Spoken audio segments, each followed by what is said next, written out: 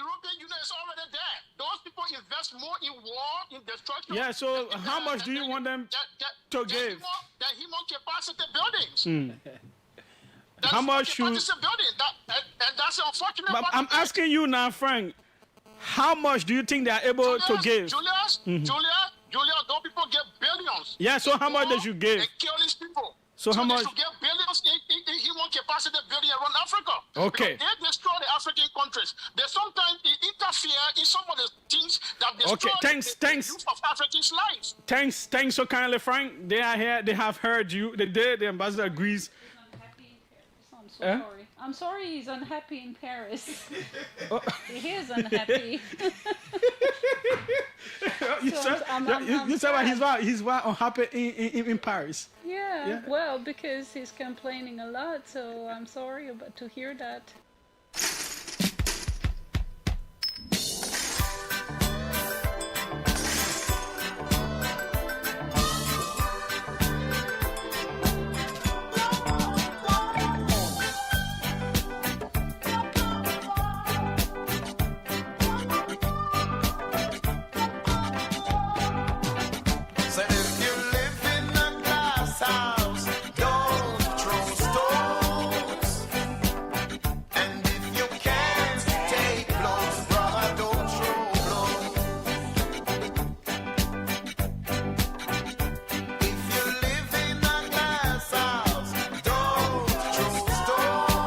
The 10th day of February 2026. Yeah. This is the OK Conversation on the OKFM 99.5. The penultimate day to the 11th Armed Forces Day. Is it today that is the birthday of Senator Snow? I think so. Let me see. Let me check. If you can't stay close, brother, don't you know? Said if you live in a glass house, don't throw stones. And if you can't stay close, it's not trouble. Most ghosts see I looking so humble. Would like to try something, but your world would have crumbled. Caught behind thy back, you like to grumble. And before I face, you always a fumble. Yeah. And if you live in a glass house. Oh no, he was actually born Armed Forces Day. So it's a pre-birthday. No.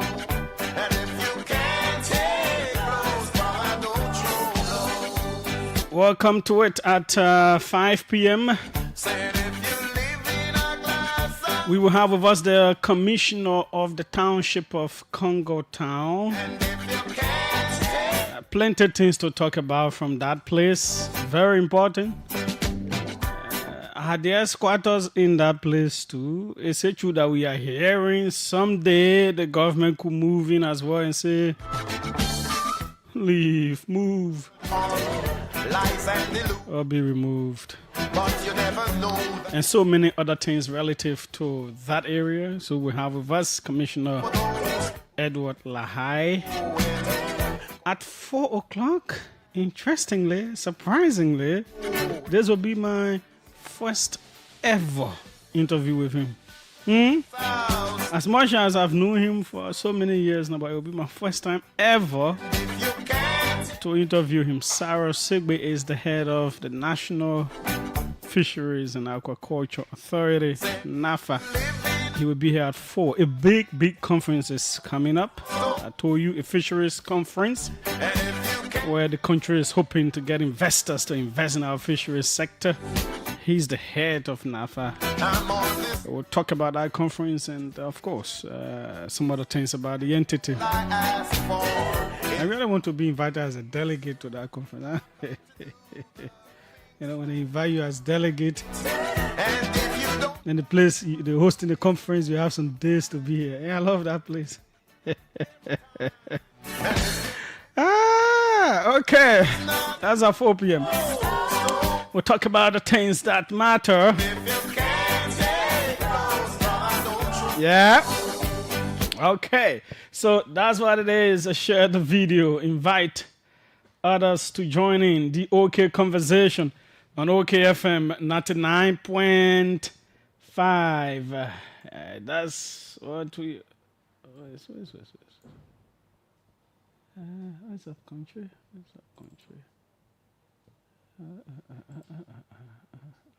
This is what I need right now. This is what I need.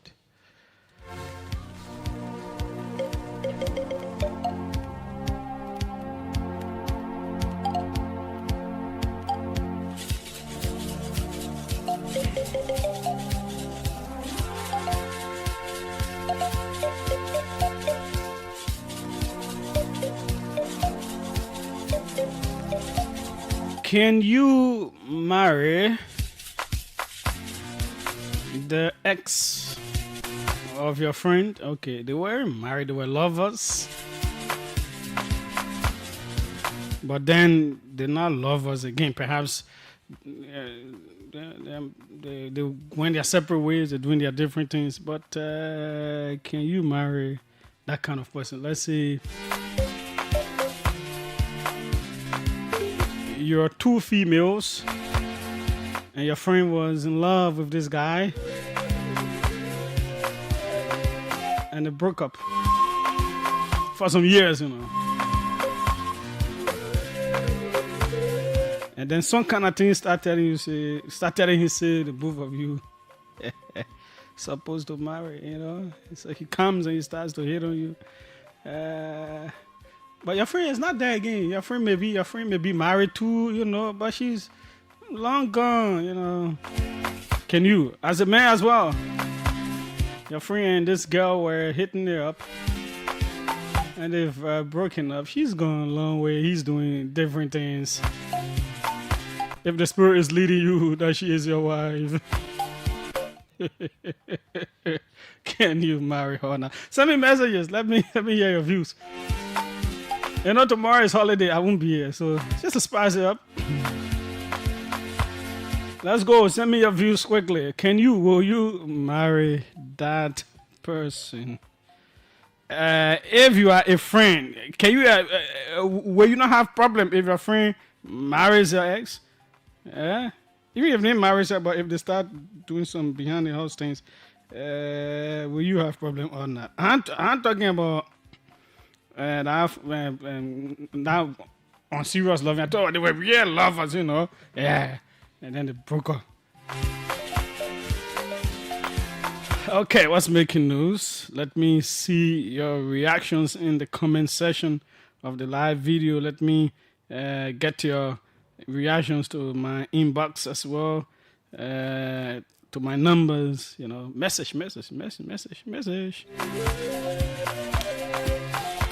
The Bill and Melinda Gates Foundation has denied claims circulating on social media that its founder, billionaire philanthropist Bill Gates, is behind the rapid increase in mosquito numbers in Kenya.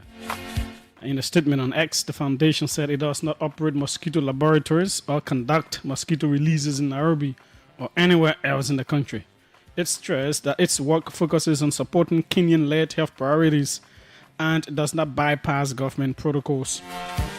The clarification followed accusations amplified by Kenyan lawyer and politician Paul Muite, which triggered widespread online debate. Some users claimed genetically modified mosquitoes were being mass-produced and released. Allegations the foundation firmly rejected as false. The denial comes amid ongoing concerns over malaria, which remains a major public health challenge in the region. The United States has added 18 Nigerians to its deportation list, raising the number to 97.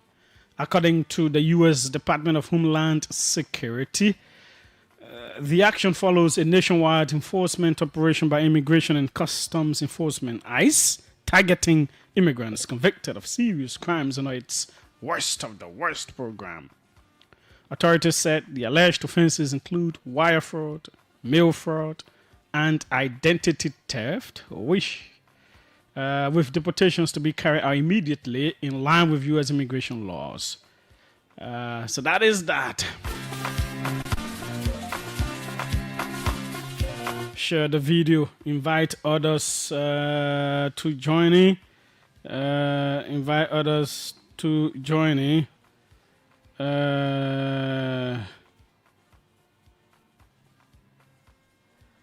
Okay.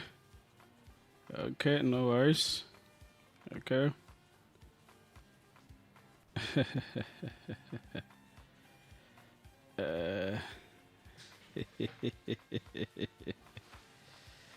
Let me see your comments. Nagbo says, no, I can't marry the ex-girlfriend of my friend. But I don't have problem if my ex-girlfriend marry my friend. Oh, you can do it. So why if God say as your own wife there? What you will say? What will you say? Yeah? If God says that's a wife, what will you do? Anu Tyler says that other spirit, that really confusion spirit. Will you marry the guy? The guy say, I want to marry you. I want to marry you. I think the man talking. I'm not joking, yo. Will you? Can you?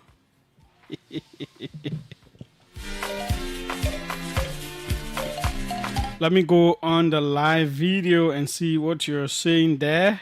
Yeah. Let's see what you're saying there. Let's get your reactions. Share the video. Invite others to join in. This live video looking dark.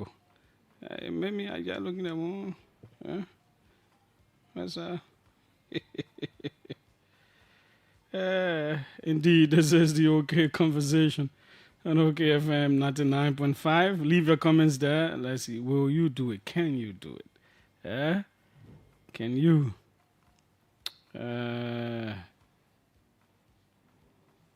Okay.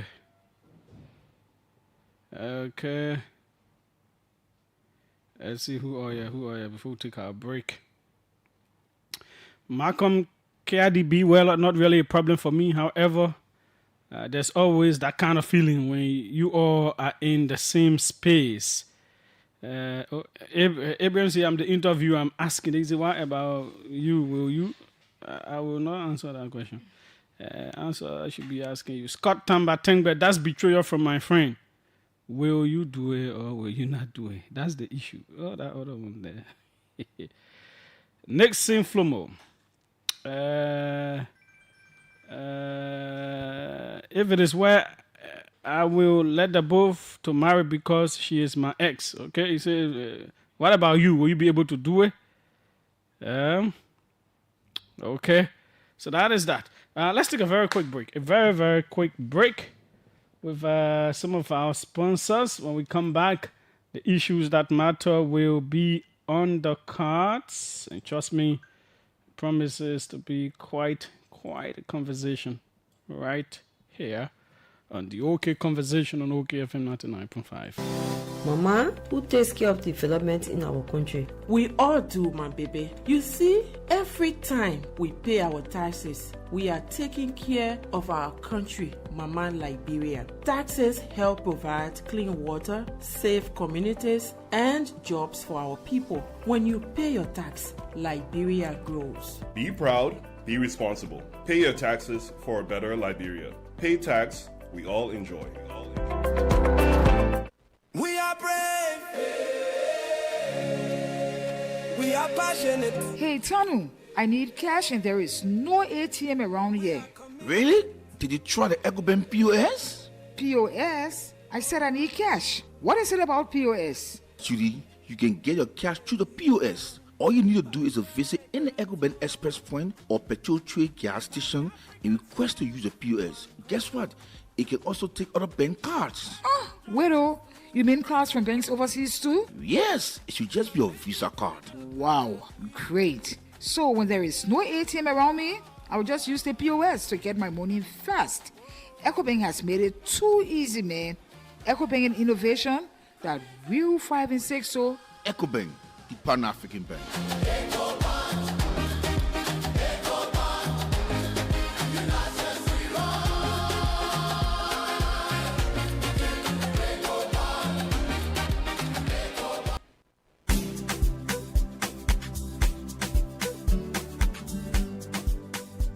Good news to all travelers in and out of Liberia. ST Transport Service has introduced new fleets of buses in Liberia to take travelers from Monrovia directly to Ghana, Abidjan, Guinea, and Sierra Leone. We also do connection for our passengers to Lomé, Cotonou, and Lagos, as well as Bamako, Dakar, and Banjul. We also travel from Monrovia to Plebo Harbour, Maryland County. For more information, you can visit our red light office opposite Zone 9 Depot 1 Police Station or call us on 0775 908830 0886 888 538 0777 77 5501 and 0555 558801. What are you waiting for? Come and enjoy our fast, reliable, and comfort service. ST is here to serve you.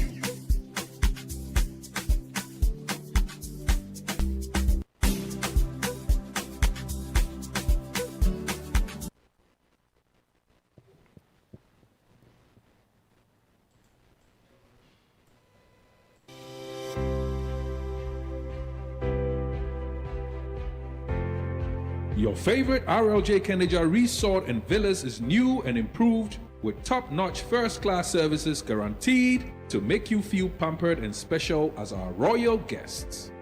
Ideally located on the RI Highway, a few minutes drive from the rehab junction, right in front of the Atlantic Ocean, you are assured of a peaceful, serene atmosphere of a home away from home. The ingredients for our Liberian meals are freshly picked from our garden to give you that unforgettable taste of Liberian cuisine. Our villas are designed and equipped to ensure every night spent with us is a memorable one.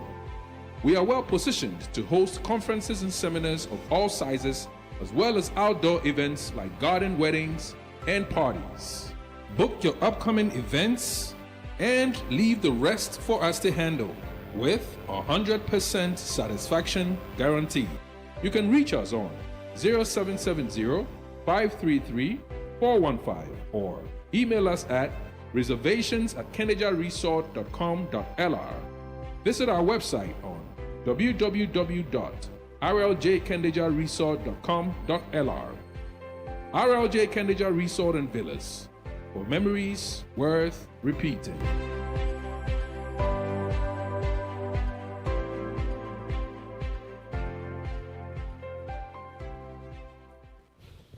Indeed, start doing business with them. Very important. RLJ Kenneja Resort is the place. Tomorrow is a holiday as well. You know, you can just call right now. You know, and book a place. You know, go there, enjoy yourself. Today is the birthday of Madame Joeline Piu Fei.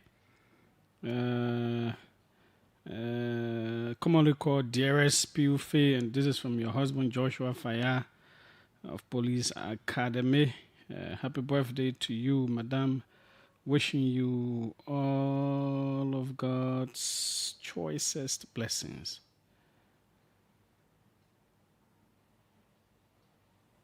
All of God's choicest blessings. Okay, so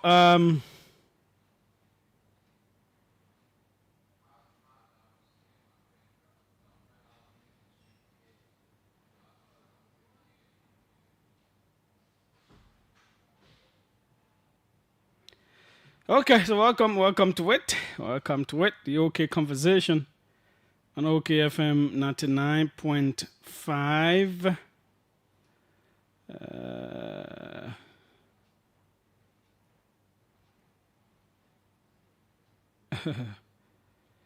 Okay, so like we said, a whole lot of things are happening, and we will endeavor to talk about them. You know, when you analyze it against the other side say you balance. When you analyze it in favor of the other, oh, you're not balanced. So that's not balance, or the reality we can talk here. The LIS is the Liberia Oh, sorry, that's not where I should have been. This is yeah, the LIS, they have dismissed officers Isaiah M. Gray and George Cooper following conclusion of an internal investigation. They were found to have done some bad things. So, of course, they have been dismissed.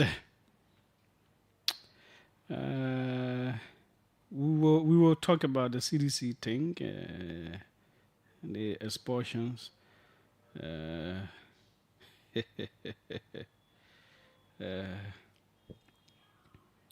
We'll talk about the demolitions and evictions that are taking place. So these are.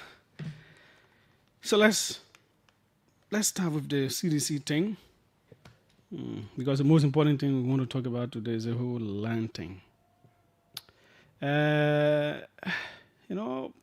Political parties. They are a group of people who, according to law, run themselves the way they choose to run themselves. But they must be in conformity with the law. And of course, you can join them at will. Nobody can force you. You can leave them at will. And they also reserve certain rights to say, we believe you should not continue being a part of us. All right? So let's read the CDC statement. CDC expels 3 dissident collaborators. Dissident collaborators. And I saw some people saying, long time we've not heard our dissident. But dissident is an English word. Even though rebel time, it was used a lot. It was used a lot during the war. Dissident, he's a dissident. So let's define this dissident here and see what it means. So we can determine for ourselves why CDC chose to put dissident there. So dissident in its adjectival form, that is, as an adjective, it means disagree, especially with an established religious or political system, organization, or belief. When you disagree with an established religious or political system, organization, or belief, you become dissident to that organization. So they think these people have become diametrically opposed to whatever their political institution stands for. So they say we cannot continue to hold you here. So let us read. Now we know what dissident means. The Congress for Democratic Change announces the immediate expulsion of the following Unity Party dissident collaborators. In this case, are they Unity Party dissident? Or they are CDC dissident collaborators? Folks? Because what they are dissident to is CDC. DRSSRDNT, in case you're wondering. DRSSRDNT. So the CDC, they are dissident to. So they are dissident to CDC, but collaborating with Unity Party. So that's why they use it. Say dissident collaborators. So the name Senator Zoe Pennell, Councillor Kanyo Bagbala, Representative Samson Ware, Sino County District 2. Their expulsions are due to actions deemed disloyal and in violation of sections 38, 39, 41A, 42, 44, 45, 46, and section 47 of the party's constitution. Plenty counts they have allegedly broken. Section 47 states, membership in CDC may cease by 1. Written or verbal withdrawal. Constructive withdrawal by open declaration of transfer or loyalty to another political party. to the expulsion endorsed by the NEC or DEV. This expulsion action is a direct response to nearly 18 months of conduct that the CDC considers damaging to the party's interests and in violation of its constitution and bylaws. These individuals have used public platforms to denigrate the CDC and have aligned themselves with the Unity Party government, which the CDC believes does not abhor the values of good governance.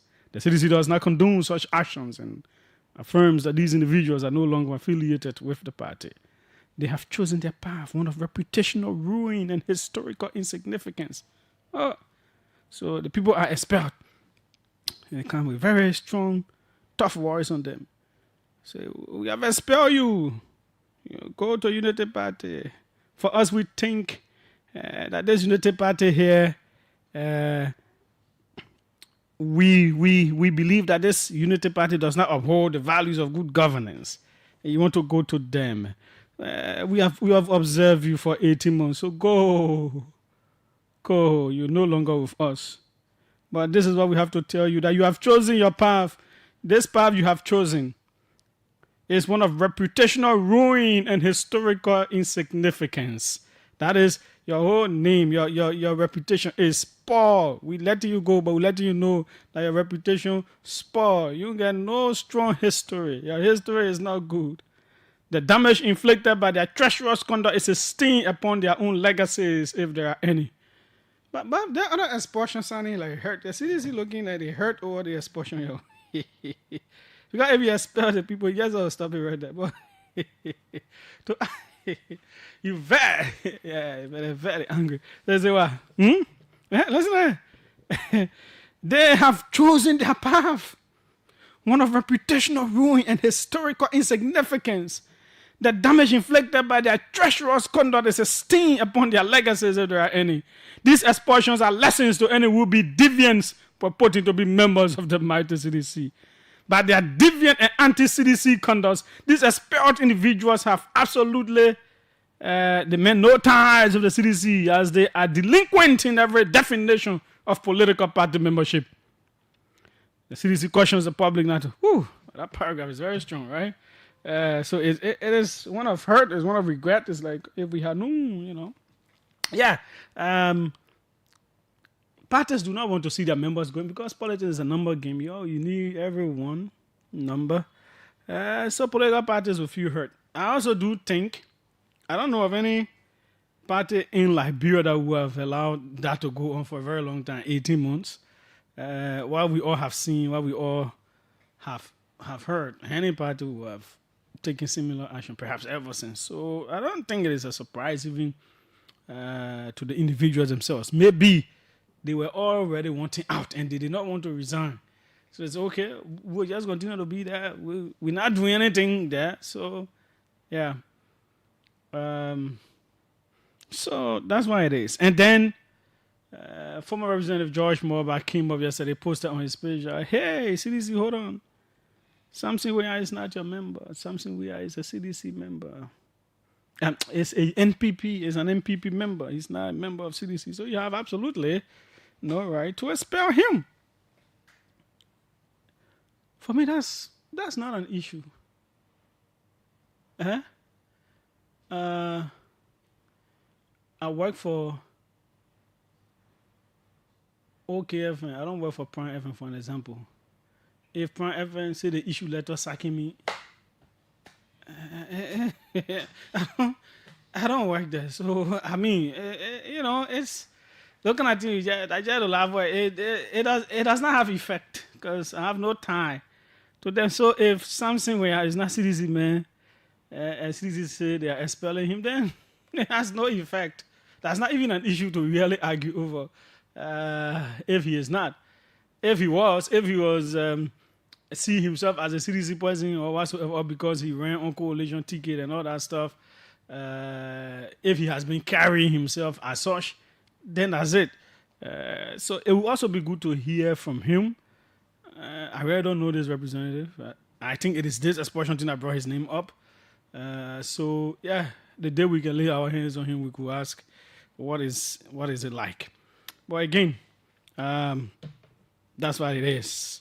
That's how politics looks. The issues of political parties, yeah, that's what they are. So that is not a surprise. Okay. Line issue. You put it here, or I say? Okay. Okay. Let's listen to the President of the Republic of Liberia right here. The 72nd barracks. There is this issue about those living around the barracks. They are now saying that the soldiers who went there to claim the entire place, they are saying the front view does not belong to the army, Mr. President. Do you have something to say about this? You know, this is one of the things that we have to do in this country. That's why I said to minister to agencies, when you have an agency, make sure, apart from running an office, know your asset, know. So the army people know the demarcation, they know what land belongs to them. If they don't, there's a way to determine that, but we make sure that the army is not violating anybody's right. Are you going to reconsider the appeal? They are appealing to the government now to reconsider them, but because to reconsider who? The occupants. The army is entitled to decent livelihood that they are placed. God is not making new land. That place was for the army. Okay. And the army is going there to take it back. Okay. The 72nd barracks. There is this issue about those living around the barracks. They are now saying that the soldiers who went there to claim the entire place, they are saying the front view does not belong to the army, Mr. President. Do you have something to say about the 72nd barracks? There is this issue about those living around the barracks. They are now saying that the soldiers who went there to claim the entire place, they are saying the front view does not belong to the army. I hope you got the question well. You know, a whole lot of people have talked about this, but there are key things that they're not taking into consideration. That is the question. There is a dispute here. The people are alleging that the front view does not belong to the army. Let's go. Mr. President, do you have something to say about this? You know, this is one of the things that we have to do in this country. That's why I said to minister to agencies, when you have an agency, make sure, apart from running an office, know your asset, know. So the army people know the demarcation, they know what land belongs to them. If they don't, there's a way to determine that, but we make sure that the army is not violating anybody's right. Are you going to reconsider the appeal? They are appealing to the government now to reconsider them, but because to reconsider who? The occupants. The army is entitled to decent livelihood that they are placed. God is not making new land. That place was for the army. Okay. And the army is going there to take it back. Okay. Okay, so you know, first the president starts with, okay, the army know what their land is, you know, out of that, so they know what they're doing. But the question, first of all, was there is a claim that some of this land, the front view, is not for the army. But the president judges and cuts that case right there that it is for the army. You know, it is their place, and they're going to take it.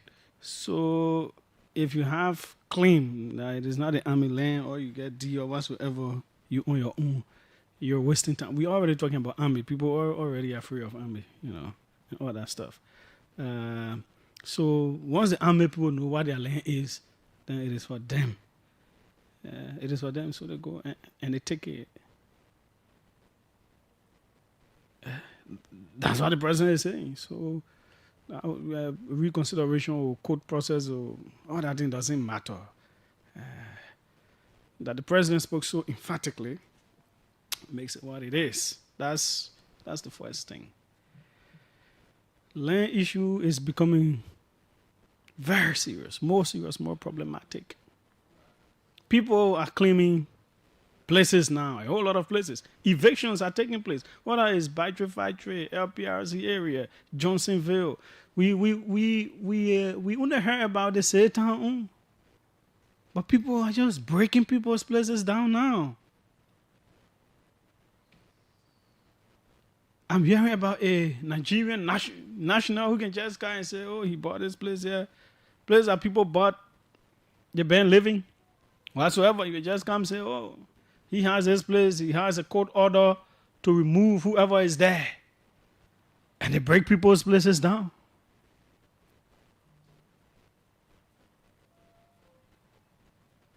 The judiciary.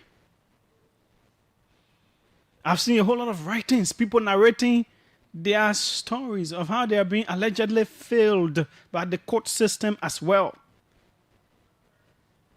You will have your D, you will be the first to have been on this place, and then the case goes to court. They just dragging, because someone who thinks he or she has money allegedly will be spending some kind of money and keeping that case there, and you can continue to do your work, or they will treat it some kind of way,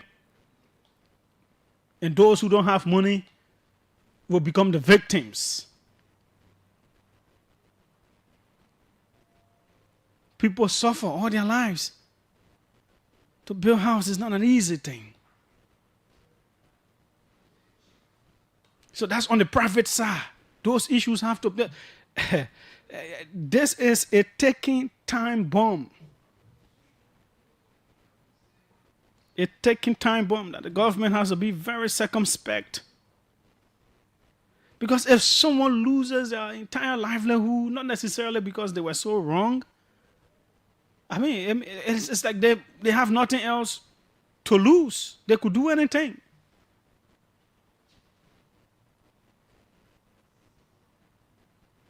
So this has to be looked at. There has to be some kind of conference. Online issues, bringing in the judiciary especially. They sit on land, no head and no tail. People are claiming, showing deeds that they've been occupying that place some 80s, 70s. They said they legally acquired. Then nobody went to court. Two families were contesting over the originality of that land. The same family they bought from is the family that the court said won the case. Only for a third party, Mr. Nangbe, they said he bought the land in 2017. And it is his, and they were evicted. And properties destroyed.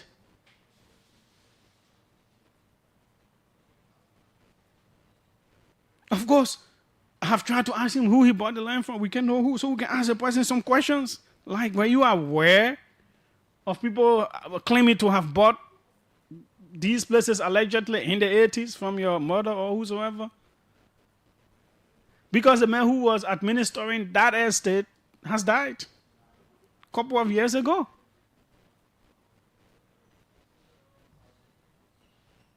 And the court document doesn't carry Mr. Nangbe's name.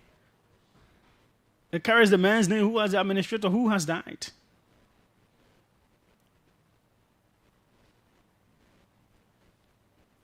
These are serious issues.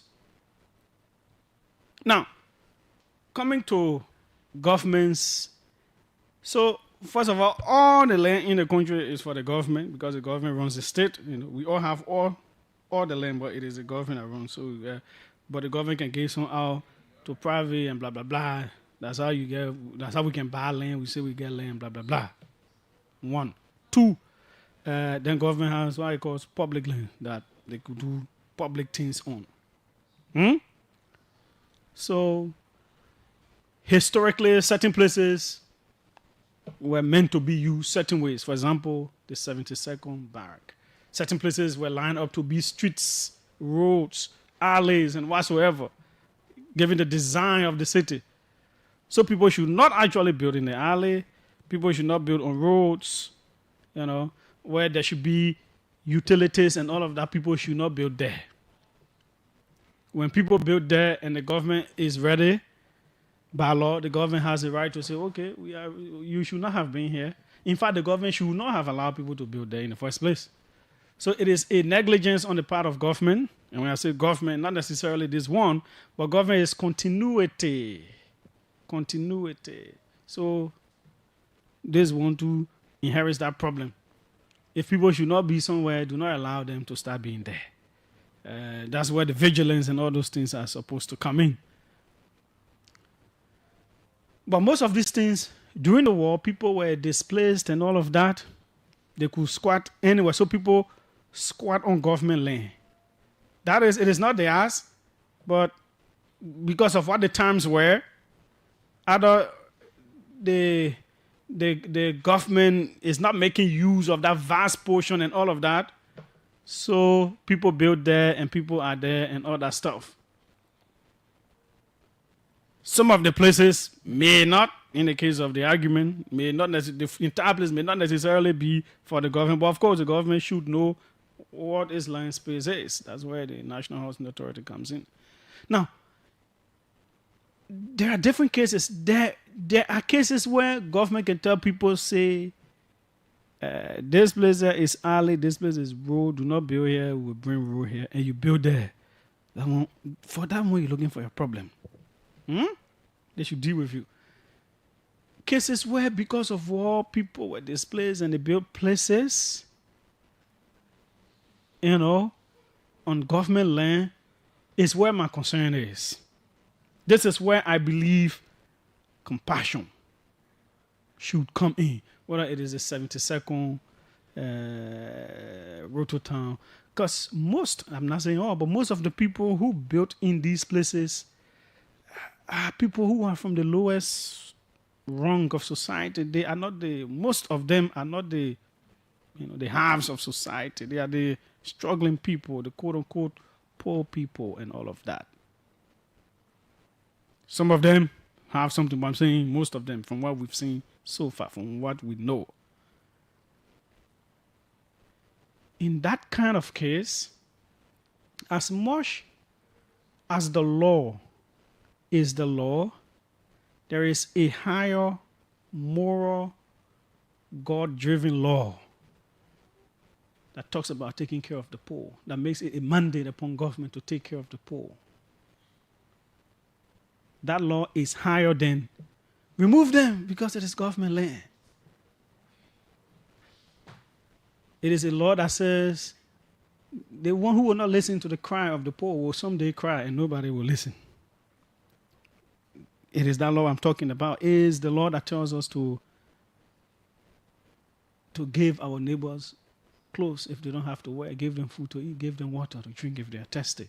It is that law that also devolves upon government. What am I saying? Am I saying government should not carry out development? Government should allow people to be on government land if they're ready to use it? No. That is not my point. The point I am making is government can find a way to remove people in a dignified way so that they do not push them further into deeper poverty. We've seen countries do that. In fact, there is evidence from countries like Brazil when they saw that they had a whole lot of shanty towns. The one we call ghettos and all those things. Ghetto is not a place that people can go smoke and all that stuff. No, it's those very, I don't want to call communities names, but you know some of the communities I'm talking about. When Luis Inácio Lula da Silva realized that Brazil, all over the city, all over places, all these kinds of places, his mission was not to break them down and say go. Because when you break the places of poor people down and you tell them to go, you're not sending them to go squat on another land. Why would they get the money from to buy land and all of that? Now, when the president says God is not creating new land, I am scratching my head. Like, what does he mean? What is he saying? If God is not creating new land, then the president is saying the poor should continue being on the land. Oh, where does he expect, since God is not creating new land, where does he expect them to go? As the president of the country, that's his people. They should go in the street to go live there. But it is government that owns all the land in the country.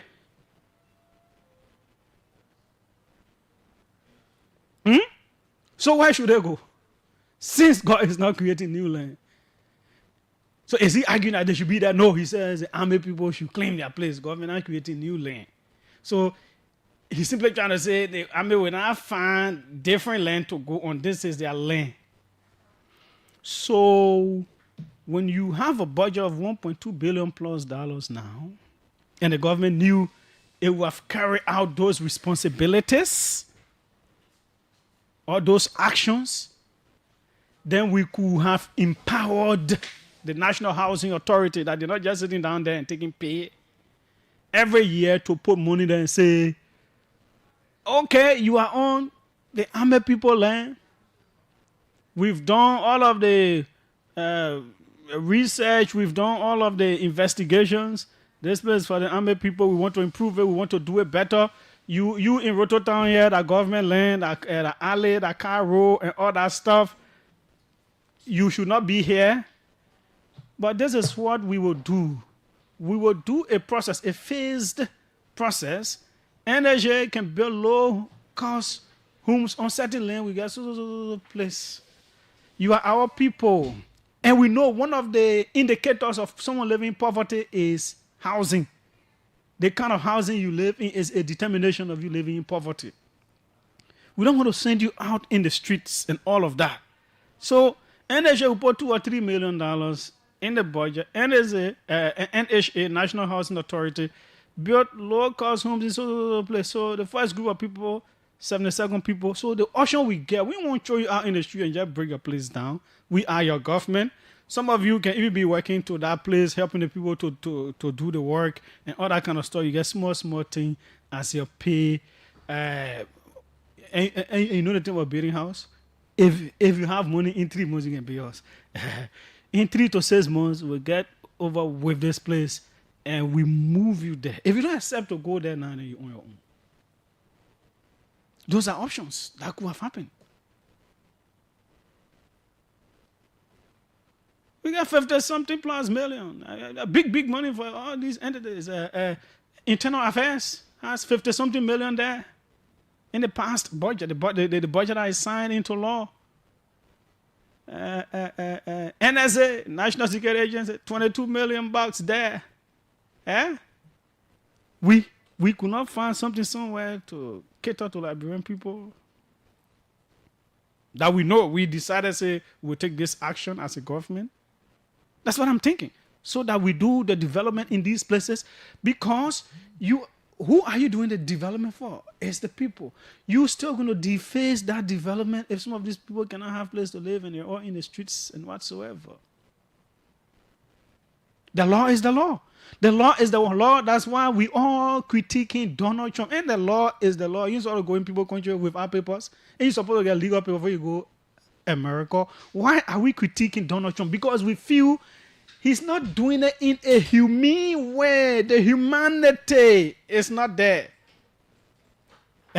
But the people should not actually go to the people's country without the proper papers, right? So the law is the law. So someone will argue that Donald Trump is right. No. The human side is what we're talking about. So the government has the right to claim its property and do whatsoever development. But it can also go side by side by the government allocating resources to give dignity to its people. 777-700-995, 555-995-995. And it will not do the government, and it will not break the government down. In fact, it will make the government look so good, so respectable. People will applaud the government. People will sing for the government with that kind of action. You know what it means? If we put NHA in serious mode, serious action, then by now the building sunk in a new town. So we're moving these people from here to bring them here. If you don't want to go there now, then it is on you. You know? For me, that's how I see it. Whatever it is what it is. Welcome. 777-700-995, 555-995-995. Let's hear you. Hello? Okay, we lost out on that one. Hello? What's happening? I'm not hearing. What's happening? It is not coming true. Hello, what's? Yeah, good afternoon. Julius. Yes, go ahead. Let's hear you. That's A. from Rivertown, Sengo FC. Go ahead, sir. I'm saying that the statement from the president, I mean, it took me by surprise, Julius. Why are you surprised? For the president to say God is not creating new land. He is the government. He is the head of the government. All right, the government is next to God. So what you are saying is that no.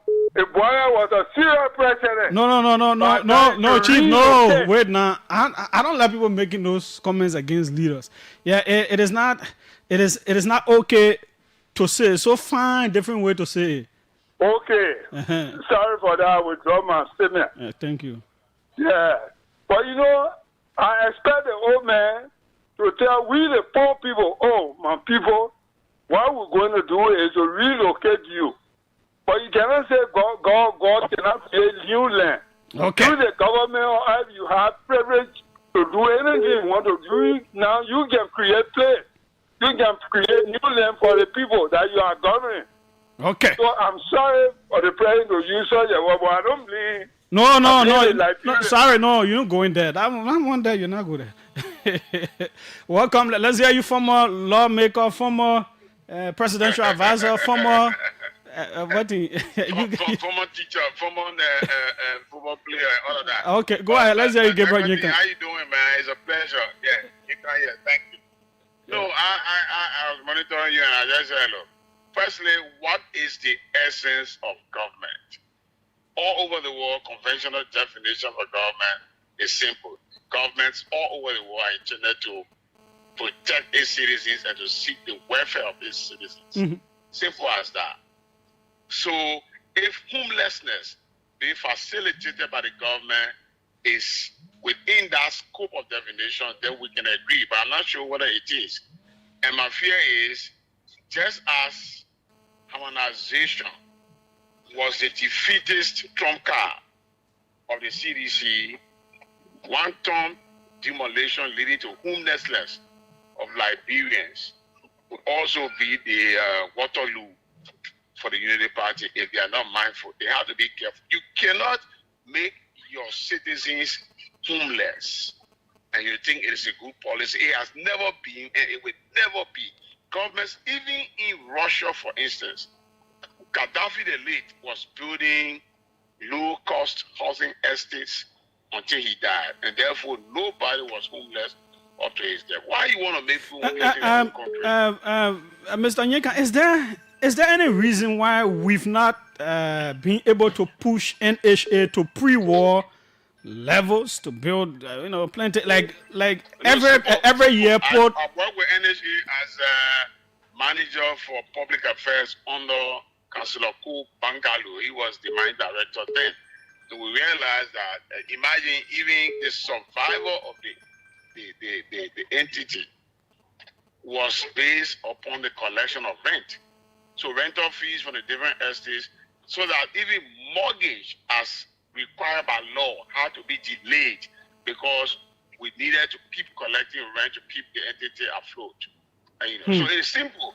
If you want to, you are going to 1.2 billion, right? So why are you giving Ministry of State millions and giving other entities millions when you can't put money in what matters? People are getting homeless all around. That could also create jobs.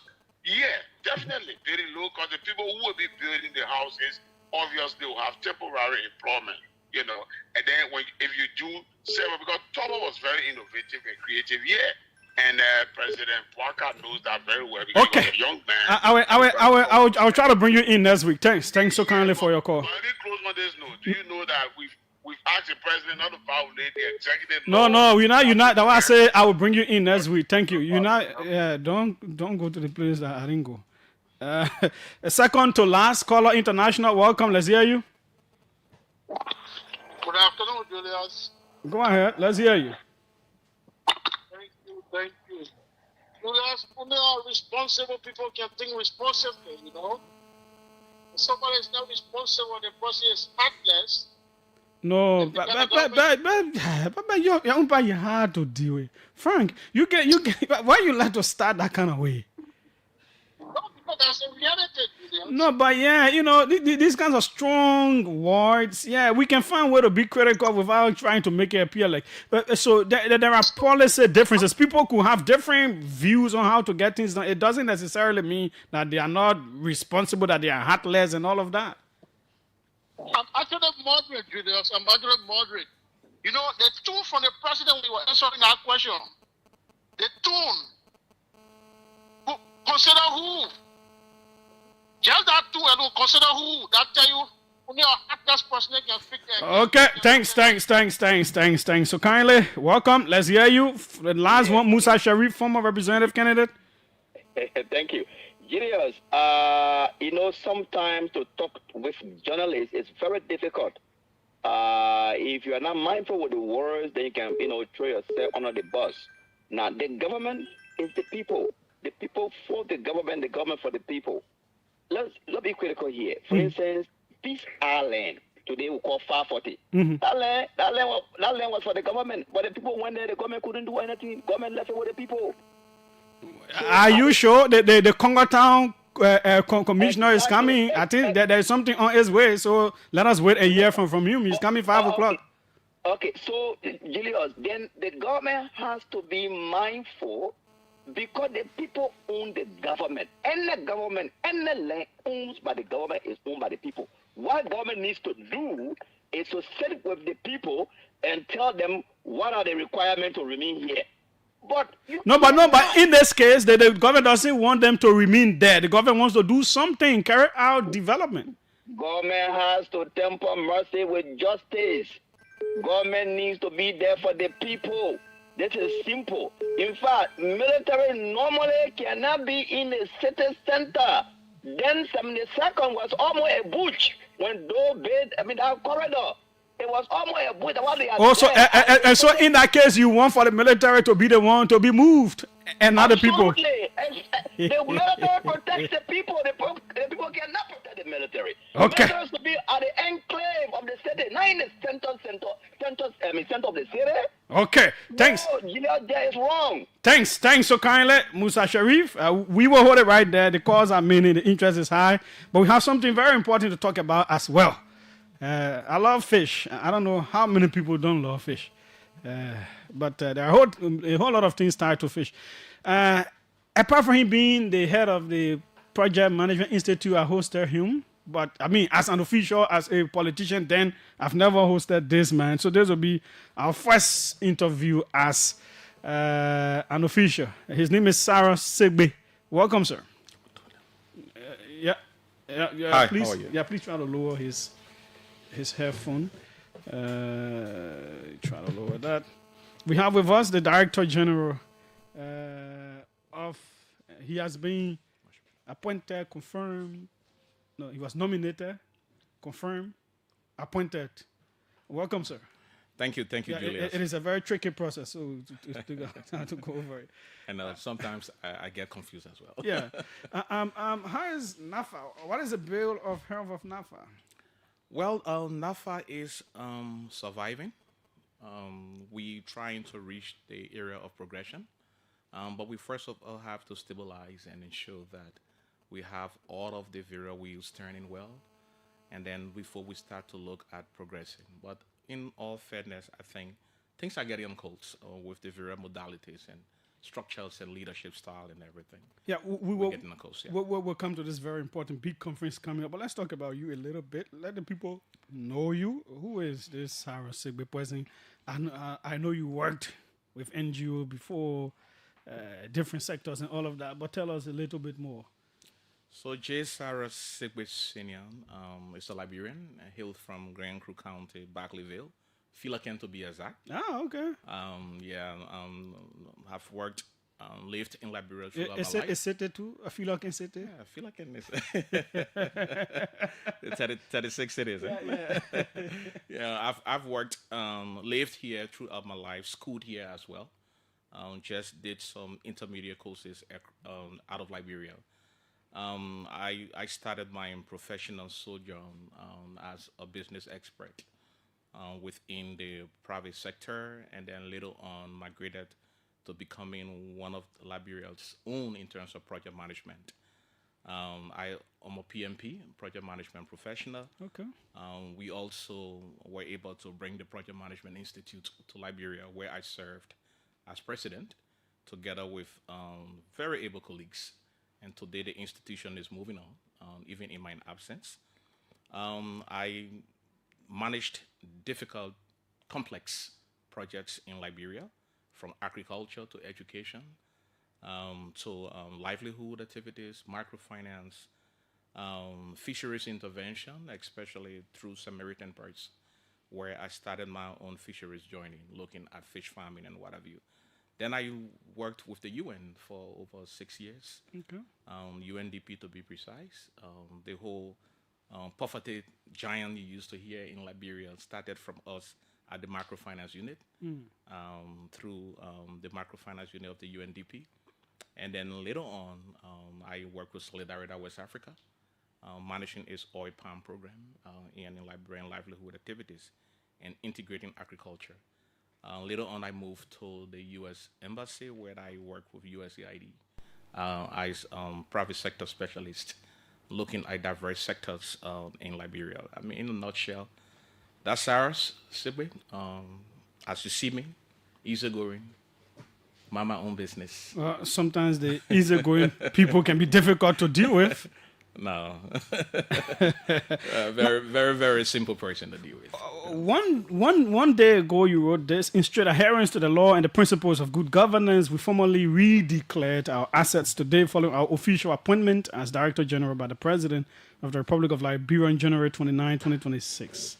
In line with this commitment, all senior managers of the National Fisheries and Aquaculture Authority, NAFA, are hereby mandated to complete their own asset declaration no later than February 28, 2026. Transparency and accountability cannot be abstract ideals. They must be demonstrated in practice. If we are to speak credibly about integrity in public service, it must begin with us as leaders, setting the standard for the institution and the nation we serve. And you put your declaration form, the back of it. Why? Why what? Apart from politicians up Capitol Hill who want to prove a point, it is that, yeah, we know other officials did it, but like, boom, just after you were appointed officially by the president following your confirmation, and you already went to declare, and you said redeclare. Yeah. Okay. So I declared my asset when I was appointed acting director general. Okay. That I had to follow. So like 6 days right after I declared my asset. I mean, it was just incumbent that we needed to follow the law. So after my appointment by His Excellency, I had to redeclare my asset because that's the law. Definitely, you also have to do it every 3 years as a public official. And I needed to set the pace for my staff, decision makers, directors, associate directors, managers within the entity.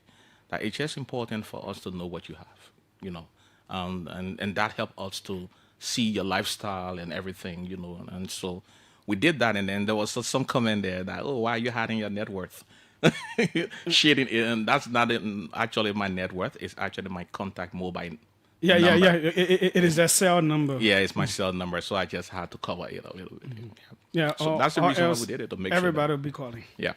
Okay, good. I think everybody else has to practice that. Once you're in the public space, there is not much that you need to hide. Yeah. Now, let's go to this conference. I know we'll talk other fisheries matters, but last week I was talking about this conference. I saw the release. Tell us about this conference. Why is it important? So the National Fisheries Investment Conference, which of course we call Bongama, other pronounce it Bongemo, is a Pele language that stands for big gathering, large gathering. We thought to adapt a kind of local, vernacular that will elevate the message, that will kind of integrate what we want to do. So the conference is all intended to see how well, as a state-owned enterprise, how can we attract private sector investment into what we do? Over the past years, NAFA has survived on licenses from industrial vessels, from artisanal vessels, also from permits, and we think that's just not enough to enhance the sustainability we envisage within our vision that we articulated to the legislature. And we believe that one of the ways to be able to drive and, allow the sector to drive itself is tapping into private capital. We felt that was important. We have some bilateral commitments, bilateral relationship with our development partners and what have you. We want to go beyond it and see how we can get more private sector player to drive the fishery sector. I mean, it's all about business. The fishery sector is about business, and we think it's very critical that we try to get the best dots connected so that we kind of value what we have as our own natural resources. So that is the essence of the Fisheries Investment Conference. Give us an idea of what it is going to look like. So the Fisheries Investment Conference going to showcase a lot of comparative advantage of Liberia. We want to look at investment-ready opportunities that we have. Liberia has one of the best species in the region. Very long coastal area, 539 kilometers, around 200 plus nautical miles. And so with the kind of resources we have in the sector, it's just important to tell the world that, hey, Liberia is ready for business. And we think that our present biomass has not been much exploited. Presently, we have around 94,000 plus, tons of surface water fish that you look at the sightings, the mackerel, and what have you. Those are the surface water, and around 254,500 deep water fish. So that's huge. Our harvest every year is around 53,000 metric tons. And so that is just minute. We need to explore more. We need to make sure we open up our fisheries. Liberia has one of the best shrimps, the color shrimps in the world, very expensive. We're beginning now to harvest that, and we think it has huge potential for the Spanish market, European market, and what have you. And then also we just introduced the semen industrial vessel, one of the most lucrative areas around the 4 nautical miles of our waters, where we have a lot in abundance. We also integrating a lot of infrastructure work around working towards now getting the design of a fisheries dedicated port that we're now designing, and we hope to have that finalized, because as it stands, 17,000 of that 53,000 harvest is offloaded in other countries. It's not coming to Liberia. And so we're losing highly on revenue in terms of export. And the reason why they are not docking in Liberia, because we do not have a dedicated fishing port. So we need to have that port. And these are the designs we're pulling together. What we want to do at the conference is to be able to showcase what we have as a country, be able to tap into best practices coming from other regions, be able to talk about, the lessons learned we've had, and how can we drive it together with experiences coming from other countries. And so we've invited colleagues from the region. We have the fisheries minister coming from Nigeria, who is the chairman for the Fisheries Committee of the West and Central Gulf of Guinea, will be in attendance. Nigeria is doing well in its fisheries. We also have the fisheries minister from Morocco that will also be coming, will doing extremely well in that part, especially for value addition. We're also looking at some private companies that will be coming also to participate. Nearby Ghana, we also have the Aquaculture Federation based in Zimbabwe that will also be coming forth. The rationale is how can we get all of those best practices across the region and be able to integrate it in what Liberia is doing. Our own company is going to be present as well. Our own fish farmers going to be present. Our own fishmongers going to be present, so that we do this whole lessons learned, experience sharing. How do we map it out as a country to be able to get value for money in what we do? So that's the whole idea behind the conference. Before we go deeper into it, when is it happening? Where is it happening? So the conference will be held between March 30th to the 31st. We kind of limited it to the Farmington Hotel, where it's going to be. So it's a 2-day conference. A 2-day conference. The reason for the Farmington... Hope I'll be invited as a guest. Definitely, there are sign up. We have Golden Touch Corporation that is driving it as the event planning firm. They are taking care of a lot of the logistics and everything, communication. No, but it is not far with that and who to invite. Well, the only reason I want you to invite me is because I want to be a Farmington too. yeah. But the reason why we chose Farmington is that we know there's a huge traffic congestion in the Congo Town area. Initially, our plan was the ministerial complex, but then looking at the overpass work ongoing, we just believe that hey, it's gonna be cumbersome for guests coming It makes from sense. It makes sense. to drive all the way to town, and so they can just get at the Farmington or maybe at the Ambassador Hotel. Those are two hotels that we're gonna be using for the conference on the 2 days. Yeah. Okay, so coming back to in terms of the firms, have you tapped into international and local firms that you think you want to be present and see if they can decide at the end of the day that they want to invest in Liberia? There are a lot of companies. I mean, we've been speaking just this morning. I also spoke with another company that wants to do boat production in Liberia, preparing the fiberglass boat. You saw a few months ago, I think late last year, when the vice president officially launched the Liberia first semi-industrial fiberglass vessel. The company that produced that also has interest in establishing in Liberia. We also doing the canoes made out of solar. 23 of them have been fabricated. They all have solar engines. We're going to be testing those. I mean, the test is good, 72 hours on sea. Well, that's going to kind of alleviate the burden of buying fuel, gasoline by fishermen. So that company wants to establish in Liberia. We have series of engagement with them. They're going to be participating in the conference. We also have a huge Moroccan private company that's also coming in terms of value addition. I was in Morocco, Dakar, a few days ago. And if you see the amazement at which those companies are adding value to fisheries, that's awesome. And these are things that we can tap into. We also be looking at our own, Chamber of Commerce here. How can they also partner with companies coming from out there?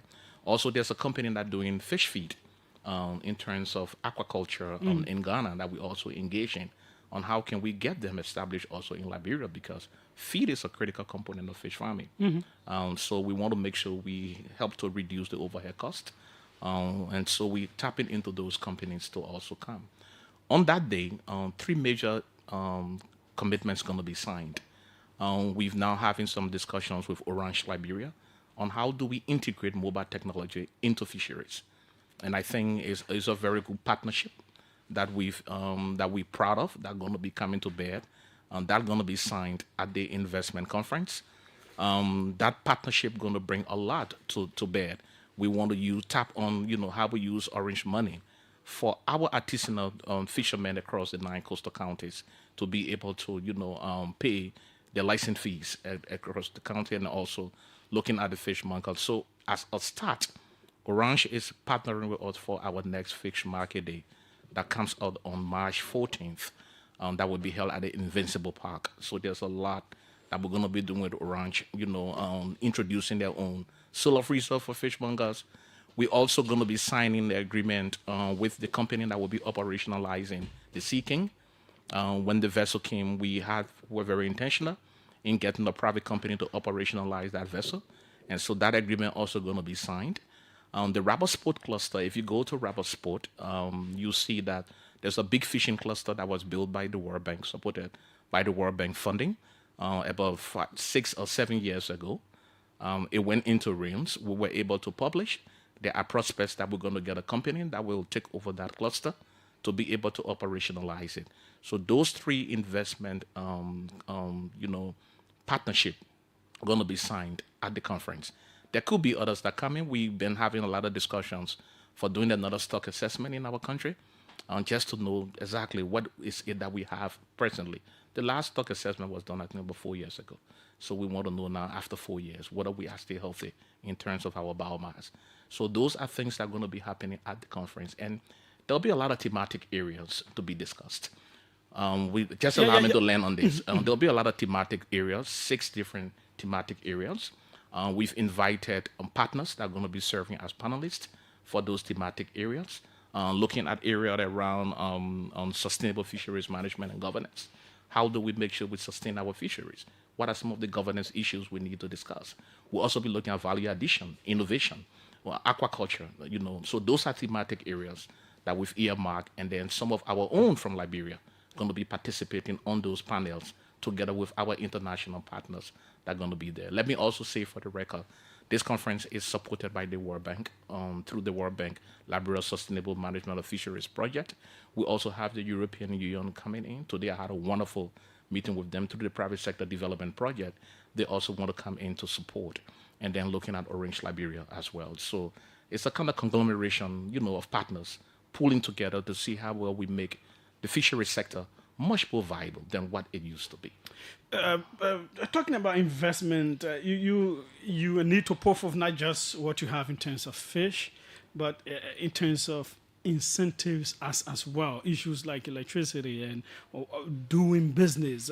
How are you going to assure businesses that it is easier for them to do business in Liberia and that they could benefit as a result of doing business here? One good thing Liberia has sustained over the past years is that we've been able to sustain the peace. There have been the semblance of war. 2 different ex-presidents are in the country. That tells you there's stability. And every private company wants, the first thing they want is stability in the country. And which, of course, we have a very great pitch on that. The next one has to do with infrastructure development. I know we talk about electricity. And that's the reason why we are migrating mostly towards solar energy. All of our infrastructure work are centered around solar energy.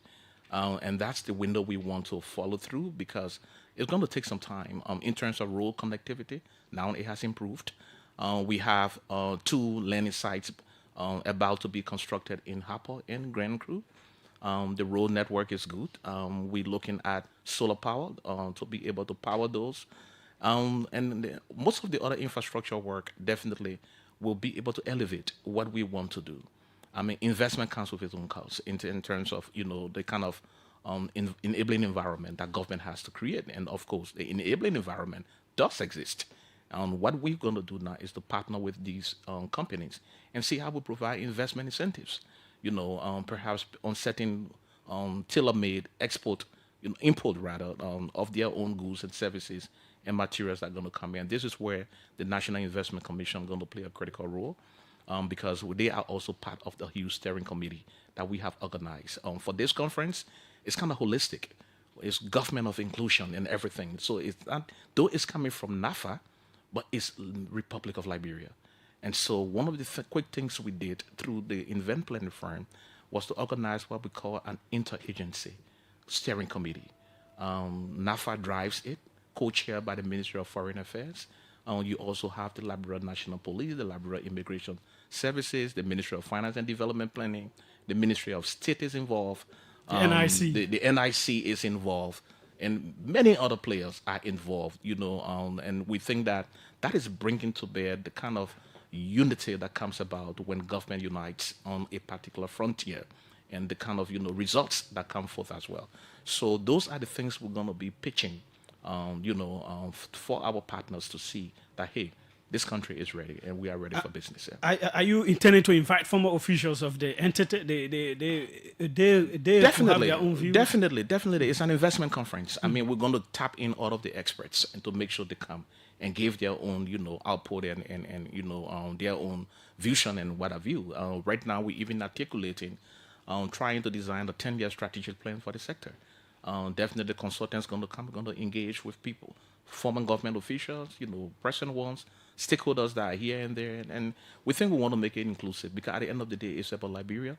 It's about a sector that has so much potential that we have not been able to leverage. And I think we're very intentional of leveraging this sector and bringing it to prominence. You spoke about value addition. When I hear value addition, it's like turning the fish into something good, something better, right? Now, we eat sardine a whole lot, but I don't know if it is produced. I don't think we have any produced here. No, is it the kind of picture you trying to paint? In fact, let me point out that through the OPEC funded project, we have a designated infrastructure in Grand Bassa County, which is the fish processing factory. That fish processing factory going to be looking at value addition of that kind. There have been engagements with companies that have expressed interest. Government going to put forth the resources. We're going to build it, and we're going to outsource it. In terms of fish farming, we want to go beyond just culturing the tilapia and the catfish and selling. We've been able to secure 30 acres of land in Nimba County through the superintendent of Nimba. At that site, we're going to put what we call an industrial aquaculture commercial farm, off-taker farm. Okay. So that farm that will be government owned. It's going to be government owned but outsourced to a private company. Okay. We're going to build it. We're going to outsource it. And the rationale behind it is that, hey, we can be the referee, the player at the same time. So we build the infrastructure. We get a private company to operationalize it. We do revenue sharing. We are a revenue generating institution. And so we're finding all the different kinds of mechanisms and modalities to be able to diversify our revenue streams. And so that farm going to talk about value addition. We're talking about fish oil, fish powder, fish chips. We have the huge school feeding program on the WFP. If we can get fish powder on the market, and that tells you that no part of the fish is bad, because from the fish feed, fish powder and what have you, you can get all of the elements of the fish to get it into fish powder. And it's very nutritious, be able to get it into school feeding program. So that industrial farm going to be looking at value addition from that angle, and then looking at also the marine. So we are not saying that, look, aquaculture is an alternative. Fish farming is no longer an alternative for us. We're saying that it should get on par with marine, because if you want to talk about job creation, you want to talk about value addition, you want to talk about nutrition, fish farming is kind of the way forward while we're looking at marine. At certain time of the year during the rainy season, there is complete stress on the ocean, and so you have to now go to fish farming. And you are a strong pillar of when we talk about bread and butter issues in the country, apart from feeding, jobs, and all of that. How is this conference going to ensure that years from now we are going to have a sector that is even more vibrant, that is contributing strongly to making Liberians to enjoy bread and butter? Okay, so this year NAFA has committed $500,000 to the national budget. At that conference, one of the things we want to start from day one, like we communicated the event planning firm, all of the fish, all of the produce that are going to be prepared at the conference, going to be locally produced, locally purchased. All of our fishmongers, we've now cataloged them. We're going to supply the names and the numbers. So every fish you're going to eat at the Farmington going to come from Liberian waters. That's one of the things we're going to make sure of. Every rice you're going to see there going to be local rice. We're going to have local plantain, the cassava, the edos, and everything. We want to make it. That's a very good innovation. And we started it during last year for our December package for our staff. We supply local rice to all of our staff. We're going to continue it with all of our interventions. That's some of the bread and butter thing we're talking about. In terms of sustaining it, after the conference, we're looking at a lot of other attraction. I just told you about the cluster in Cape Mount. I mean, if we can get a company, if the company signs and take over that cluster, you're talking about jobs, thousands of jobs going to be created. People are going to have food on the table. People are going to make sure that they have jobs to do. They have other things to do. So there are a lot of bread and butter issues already within the sector that we just need to harness. And that's the reason why the conference plays a pivotal role on what we're going to sustain years after. And at the conference, 4 major documents are being prepared that are going to be officially launched by the president. We have the 10-year strategic plan for the sector, where we want to go, where we are, where we want to go. A public-private sector strategy also going to be developed, because we need to have a kind of guidance. And we also look at an investment plan, and then also an aquaculture strategy. So those 4 major documents going to be also launched officially at the conference. There may be people listening who are local fishermen, artisanal fishermen. What is there for them in this conference? Are they going to be represented and all that? One of the great things we did in December, the president announced the reduction in the fees for artisanal fishermen. Those that used to pay $50, pay $30. So it was 20% reduction in the fees. The rationale behind it was that, there are a lot of climatic conditions. There are a lot of climatic change now in our ocean and what have you. Definitely, we have reserved 50 slots for our fishing community, from the artisanal fishermen to the fishmongers to the importers, to the academia and what have you. So they are going to be at present at the conference. The conference is about them. And so how can they also engage with other fishermen, perhaps, that will be coming from the other region? Last year in December, we took 2 fishermen, one to Nigeria and one to Togo. And it was a very wonderful experience for them, just listening and sharing experiences on some of the things to go through on the high seas, how the, and Liberia came up because some of the services and the interaction with our fishing community here in Liberia, it will, and amaze you that in other countries they are not happening. Now we're trying to now introduce what we call early warning systems for our fishermen. We also introduced the fisheries information management system, wherein we are tracking all of our revenue sources now. The early warning system will be able to tell the fishermen, today is not right for you to go and sea. The waves are high. Hey, you can't go today. You have to make sure that you forget about going fishing today. And these are the things, life jackets. We're now trying to get life jackets for them. Through the FAO, we started distributing GPS and compass because when they go on high sea and the waves get rough, they get lost and they are unable to get to us. Even though we've introduced what we call the automatic information services. For them, we that are on shore, we can just think looking at the sea, you can just go and come. Exactly. It doesn't work like that. But people say when you get to that place that we think is like this, it continues that way. Have you gone on sea before, Julius? Not to reach down there. Yeah, I think you should try. Give it a try. I mean, we have our observers program. Yeah, okay, maybe. We can take you on ocean on one of these vessels one of these days and see what happens. So when you come back, you tell the story yourself. Mm-hmm. And so these fishermen go through a lot. And we think one of the ways that government can help them is to provide them direction and, that will alleviate some of the stress they go through. And I think that's what we're working towards with most of our partners through the World Bank funded project. We're also developing, you heard last week, we signed 25 million euro with the European Union, just specifically on artisanal fishermen and fishmongers and cold chains and what have you. So these are ways we're working towards in improving and making the sector much more viable. This is the OK Conversation on OKFM 99.5. We have with us Sarah Sigbe, head of NAFA. We're discussing this big conference that is coming up. After the conference in the future, we're going to invite him to talk all the other NAFA things. Somebody is listening who has some deep pockets. They have some money, and sometimes they don't know what they could invest in. Can you do a 2 to 3 minute pitch to convince people listening why they should consider investing in fisheries in Liberia? First, I will push on fish farming. Fish farming is one of the lowest hanging fruits for investment in Liberia, and the market is huge. Right next to Cote d'Ivoire import about 90% of the tilapia from China. Now they're looking for areas. China. Yeah, they're looking for areas now along the Liberian coast and other areas that they can get fresh tilapia. So that market alone can make you the break even in 2 or 3 years.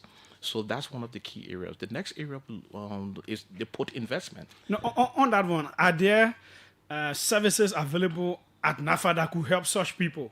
Definitely. We have a whole aquaculture department there to be able to guide you through it. We do your soil testing and everything and guide you the kind of species. We're now talking about the Nile tilapia and the catfish that we produce. The tilapia is the biggest Nigeria has a whole lot of catfish, very big ones. You go there. We're doing the same here on Julius, the last fish market day. If you had seen the catfish, you would run. Wow. And that was sold for almost, $15 for one. That guy will be coming again at the next fish market day at the Invisible Park on the 14th. The tilapia also, we have very good companies that are grooming tilapia. We're still struggling to reach around 5 kg, which of course we're going to get there because the best practices are now ongoing. And so the next low-hanging fruit is industrial port investment. I mean, we want a company that can say, hey, we're going to build the port. Build the port, you run it, pay some premium to government, and after a few years, you turn it back. Right now, we do not have a dry dock in Liberia where vessels can come for maintenance. Every vessel now has to go to Ghana, another country. That's another area of investment that you want to come and invest your money. And then also looking at cold chains, cold storages across the country. Right now, we have areas wherein they do not have cold chains in some of the counties. One of the things we want to do under this new EU program is to help to come with prefab solar run cold storage facilities. So that's an area again you want to also leverage as an investor to come in with cold chains that will help you to preserve and also, get consignments from the ocean. The harvest between January, February, March, April is very huge for the artisanals.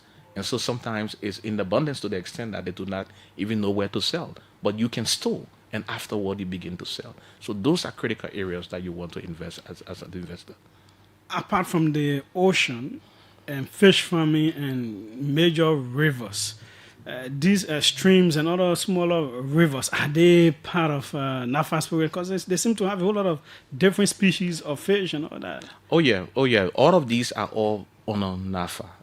We also even do the recreational fishing. There are a group of guys who do recreational fishing. They just go for sports, catch them and then put them back in the water. So with the inland rivers also we have, those areas that people also do fishing. And there's another species called the sea cucumber that is very delicate, heavily consumed in Asia. That has been also discovered. We're harvesting them now and then, pushing into export. And so these are lucrative areas that then we'll also be introducing the crab vessel coming into fishing for crab. So in terms of seafood, it's something we have so much in abundance. We are not capitalizing much on them. And that pains me. Once we can get these various value-added infrastructure up and running, Liberia going to be huge on its export. And that will be the area down the country going to break even in terms of revenue generation. Let's go to the lines. 777-700-995, 555-995, the numbers to call. This is the OK Conversation on OKFM 99.5. We also like to have these kinds of conversations that are geared towards growing and developing the country, providing jobs, making sure. For me, I'm a heavy fish eater. Yeah. Oh yes, I eat fish a lot. I could sometimes just eat grilled fish and that's it. Yeah, I don't even need to add rice on it for so many days. Welcome. Let's hear you. What's your name? Where are you calling from? Julius, good afternoon. Mm-hmm. Lorenzo Prince Boga calling from Rafi Highway. Go ahead, Lorenzo. Let me say thanks to Saros. Saros, good afternoon. How are you, sir? Let me say thanks to you so much for the work that you do. Julius, you will not know. Saros and myself, we had the opportunity to apply at first when he was applying to become a teacher at Carey Chapel. That was way back ago. Yeah, that was around 2003, 2004, somewhere around there. Okay. Sarah and myself, we applied together. Sarah was successful. He was picked ahead of me. But when Sarah was leaving that very school, I was called to replace him. Oh, wow. And Sarah worked together. And then in 2010, when I sponsored the 12th class, Sarah was our project sponsor. He's a very good gentleman to work with. We worked together during the election as well, during the Baga tag team. We worked together as well. He's a very good planner. Let me say thanks to you, sir. But one quick question I want to ask. How far is NAFA when it comes to the ELB area where I live? There's a mini pier there. And then you people spoke about the issue of where the canoes will come and park or dock, and then it will be easier for them. But when I went on the beach yesterday, day before yesterday, it's like they see us eating that entire area. So I don't know what the plan you guys have for those fishermen at the ELB end there. Okay, thanks so kindly. Let's come to this end. 777-700-995, 555-995. Welcome. Let's hear you. Let me appreciate it so kindly, Mr. Jeff, for hosting your guest, right? Yeah, what's your name? This is the voice of Adivay Jeremiah Chikebuba, and I do join you this time for along the Japan Freeway. Mm-hmm. So I listened to him, right? Let me appreciate it so kindly for his workings in that entity. So precisely, I just want to call on government attention. If we have this country develop, or if we have our economic growth to a higher, we need to invest more into aquaculture and agriculture because those areas are areas that can boost every country's economy. So I'm calling on them that in the next budget year, those two sectors, at least, there is somewhere around 50 million as a budgetary allocation. Yeah, at least. You guys jack up money, Not just money. I'm just going to see the whole agriculture sector. I think that 14 point something million. Unite. No, but listen now, Chief. Push push for like the whole agriculture there before you talk about that. Not find out one place on agriculture. No, But I'm saying those. I'm saying it should be around 50 million. Because okay. you're talking about growing your economy. You don't need any chicken in your own such entity. You Okay. need serious money. Thanks so kindly. Serious money. Dr. Artemus Gay says Stephen Tobor Sr. built an empire by building the Meserado group of companies with fishery as its primary engine. Is NAFA open to Liberian-run entrepreneur to follow the lead of Stephen Tobor? Why are the Europeans interested in investing by grants when the reality is Liberia can generate over USD 100 million and literally selling its own? Okay, I don't get that word.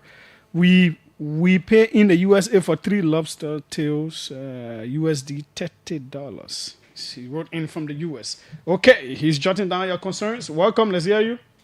Good afternoon. Yes, go ahead. My name is Stephen Artoba. Okay. I'm calling from a JMB Focus Corner in Kingsbury. Go ahead. I want to please ask you as what I can comment the ordinary people. I want to come and just listen and learn.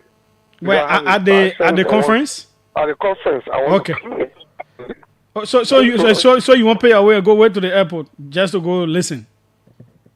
Okay. Let's see who's here. Welcome. Let's hear you.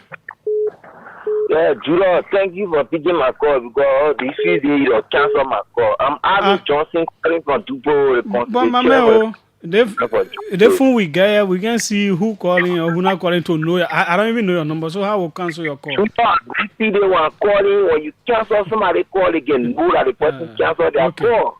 Okay. So, go ahead. Sorry, Chief. You see the country. Let me get to the NAFA boss first because there was things that were built between the former boss of NAFA when she was there. So with the current chair boss of NAFA, I hope he acknowledged some of those things that were built during the matter. The whole situation was a clap on anything. Chivo, hello? I get you. We are discussing a conference, right? So to talk all the other NAFA thing, I said clearly that after the conference and everything in the near future, we could invite him to really talk about what NAFA was and all of that when he took over everything. Okay, please let me ask the gentleman one question. Mm-hmm. So I will ask him, and she should be open to the Liberian people. Is it related to the conference? I come Julius, let me conclude 30 seconds. With the domination exercise that going on, where the president said, no, gonna making you learn. No, but what I want to do, man, you can help people here. What I want to do with NAFA man again? Question. The man probably said, you got to answer a question. No, but not, it should be related to his sector. Okay, thanks. So kindly. The man, I have different view from what the president says. So yeah, lead that one. He says at the way and pleasure of the president. I beg you. Yeah, but I thought I fishing busy. You thought. Welcome. Let's hear you. What's your name? Where are you calling from? Good afternoon. Yes, my name is Abukane. I'm calling you from Providence. Go ahead. Thank you. Let me say thank you to the Director General in Studio. Thank you for your work you've been doing. Children, I got two concerns quickly. And to the Director General, I want to say thank you for your work that you've been doing. But then, during the annual message of His Excellency President Joseph Baga said that he provided 35,000 jobs. I don't know how true is that. What? You said what? 35,000 jobs was created. By who? By NAFA? 35,000? You sure the president said that? 35,000. Check the record. And then the last time I checked, two females was removed from our committee as a monitor. And then one person was sent there as a monitor through NAFA. I don't know how that been inclusive of that particular issue. Okay. Thanks so kindly. Let's come on this end. Welcome. Let's hear you quickly. Good evening, Julius. How are you? I'm fine. Go ahead. And thank you for the work you do for country. Mm-hmm. And it's good that you bring experts and these kind of institutions that will promote and build our economies. to create jobs in our country to come on the public glare to give information to the public. This is BG Plan Yeswa. And let me go even to Singwe. Singwe W, how are you? Now, Julius, thanks to the NAFA boss for all you do, and again, thanks to him so much. Moreover, the leadership of the country for us to host the international conference in our country. Julius, let me appeal to the legislature so that next budget here, we will look at the direction of agriculture ministry, the entire sector, including NAFAD and LACRA, so that, today articles and Ghana posting about coffee, about featuring and the rest of that is because they put more money, spend more money, and generate the more profit they got. And that people got jobs from that sector. So let me appeal to them and thank to Sengbe. And we all need to work together and see how we can move Liberia forward. The bread and butter is the most important thing for our country and the citizen. Okay. Thanks so kindly, W. Let's see this message here. This person says, good afternoon. Please ask, I guess, if there is any plan for cooperatives who are involved in other agricultural activities but hoping to also get involved in fisheries. Zach Bembo is asking that. Well, the people from Kenninja Hotel says you should carry some of the business that we all do business with us. They are our partners. So, welcome. Let's hear you. What's your name? Where are you calling from? Good evening, Julius. Yes, go ahead. Let's hear you. Thank you, Julius, for having me on your platform. I'm CRC Emmanuel Mtokwe Jr. of the Interledger Club, Mostrada County. Let me say good afternoon to your studio again. So I bring following your show. Julius, I have to call in because as I follow the trend from Armand Glasgow, I think that sector on a whole made tremendous, progress, and on the current leadership, it is doing similar thing. In fact, it is progressing. I pass in to say thanks to the thing, but then he has to reiterate the date of the conference because I heard you asking one of the caller if he's going to pay to go to the airport for me. That's the time I'm working, so I think it's short for me if I can go there and stand up that conference and see what's actually going on. What is being said on radio is the one in actuality. Okay. Thank you for putting the time. Okay, thanks so kindly. Welcome. Let's hear you. Hello. Yeah, my name is Talon, and I'm calling from Vapuru. Go ahead, sir. Under the leadership of the senior brother in studio and the leadership of President Walker, NAFA is making a significant progress. When appropriated, I have a stage 4 in Vapuru, and I want the NAFA authority to actually assist it. Let me leave you with this war. In God's appeal, there's no broker in the city of Liberia, there's no broker with Bill Liberia, there's no broker with Bill Vapuru County. We all know that we started it from which part of Bapolu is your fish farm? From Baba district. Which fish are you growing? Catfish.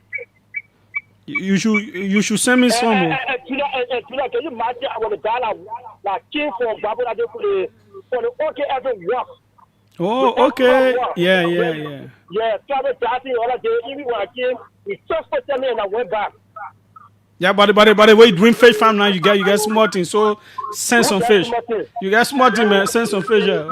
My man, that man is still a serious man. When the man, please give my number to the man. No, but I can see your number on our system. So you gotta make your own way. Come to NAFA office. My man, I don't want your number. Go to NAFA office. That your boss, man. No bureaucracy. Go there. Let's come on this end. Welcome. Let's hear you. Yeah. What does public work want to say about fishing? I call not in that capacity. I call as a private citizen. Okay. Yeah, to talk about what's going on. Benjamin Myers, go ahead. Let's hear you. Yeah, thank you. I think 2022 around about, there was an incident at NAFA with between Liberia and Sierra Leone, and I think the Vanguard newspaper, which is one of the most popular newspapers in Nigeria, reported on that. And when I was in active media practice, I read the news article on the news, It was about the illegal fishing of sea cucumbers in Liberia's territorial waters. So it was noticed through an investigation that there are some people who come overnight in Liberia's space, and they will take the sea cucumbers from the seabed and take it to other places in Europe, and they were making a lot of money. And it's very expensive than even the ordinary fish because it's used for medicinal purposes. So during that time, I reached out to the former boss of NAFA, then Emma Glasgow, and they said they were working on modalities to ensure that Liberia starts to harvest that, since study shows that we have more of them lying on our seabed.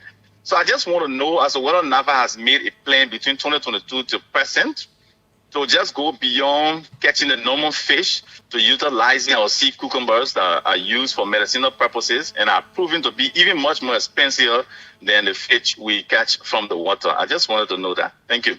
Okay, thanks so kindly as well.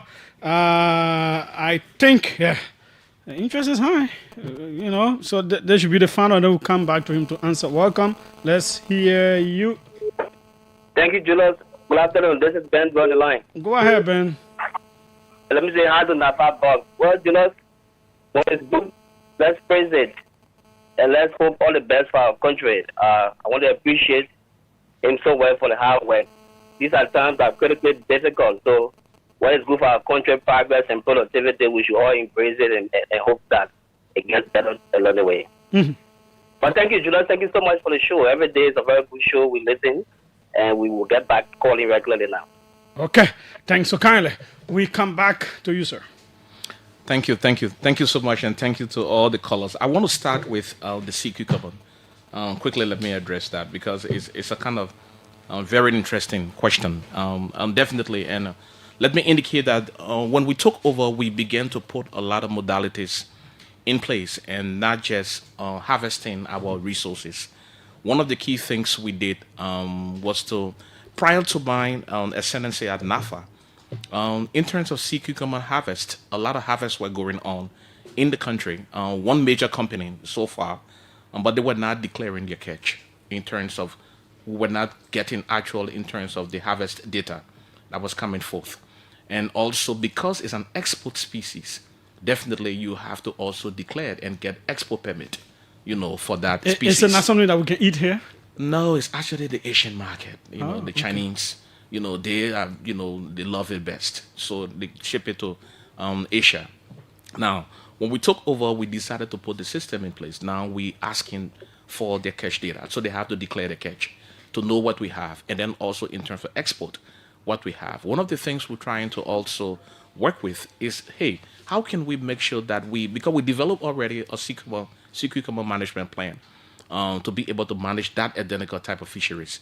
And so the modalities have been put in place to be able to quantify it and see what we do in terms of our stock level and what have you. So we put a lot of systems in place, and not only for sea cucumber, also for market vessels that come across from the ocean. A caller mentioned the Menserado group of companies, and I always smile when I hear people, talk about the 1960 Menserado group of companies. If we take what happened in 1960 until now, infrastructure-wise, Liberia was up there.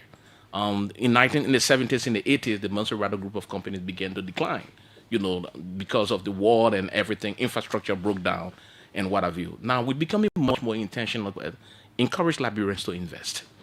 One of the things that frustrates me the most is that we have a lot of people who claim to have resources in our country, but strategic investment is lacking.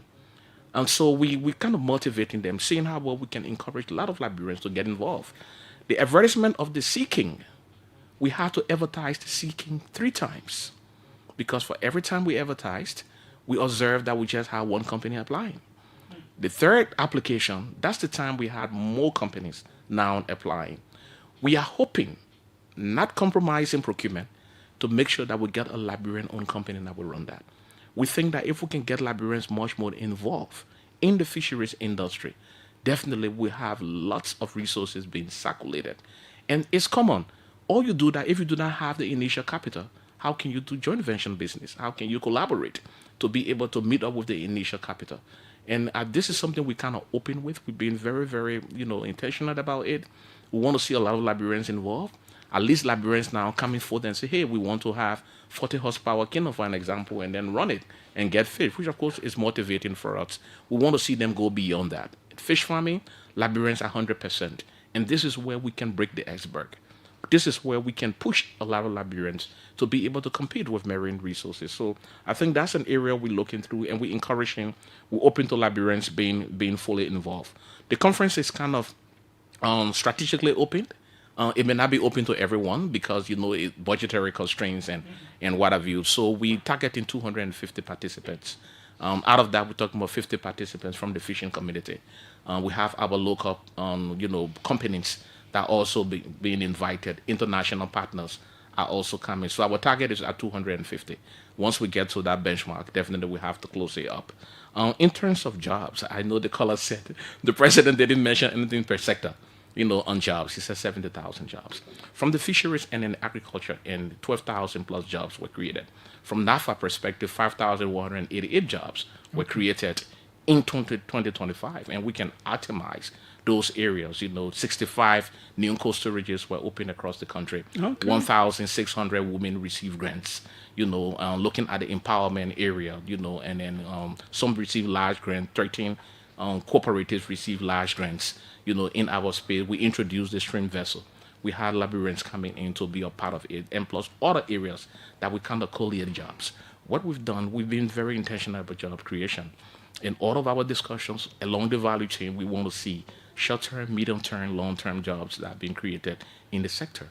And so data is not our issue now at NAFA. We have data. We have well-organized data that we've been trying to invest in to be able to get it. Right now, we did a whole directory for Montserrat County on how many fish sellers we have in Montserrat County. So that data is there.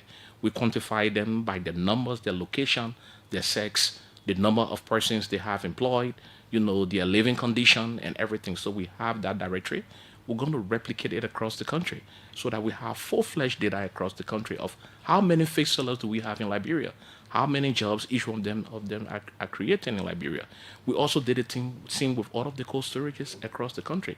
So now you get on our database and you point to a particular cold storage, you will see whether it's a Liberian owned or foreign owned. You see the contact number, you see how many jobs, the kind of capacity of the cold storage. So those are data-driven things we are working with for the sector.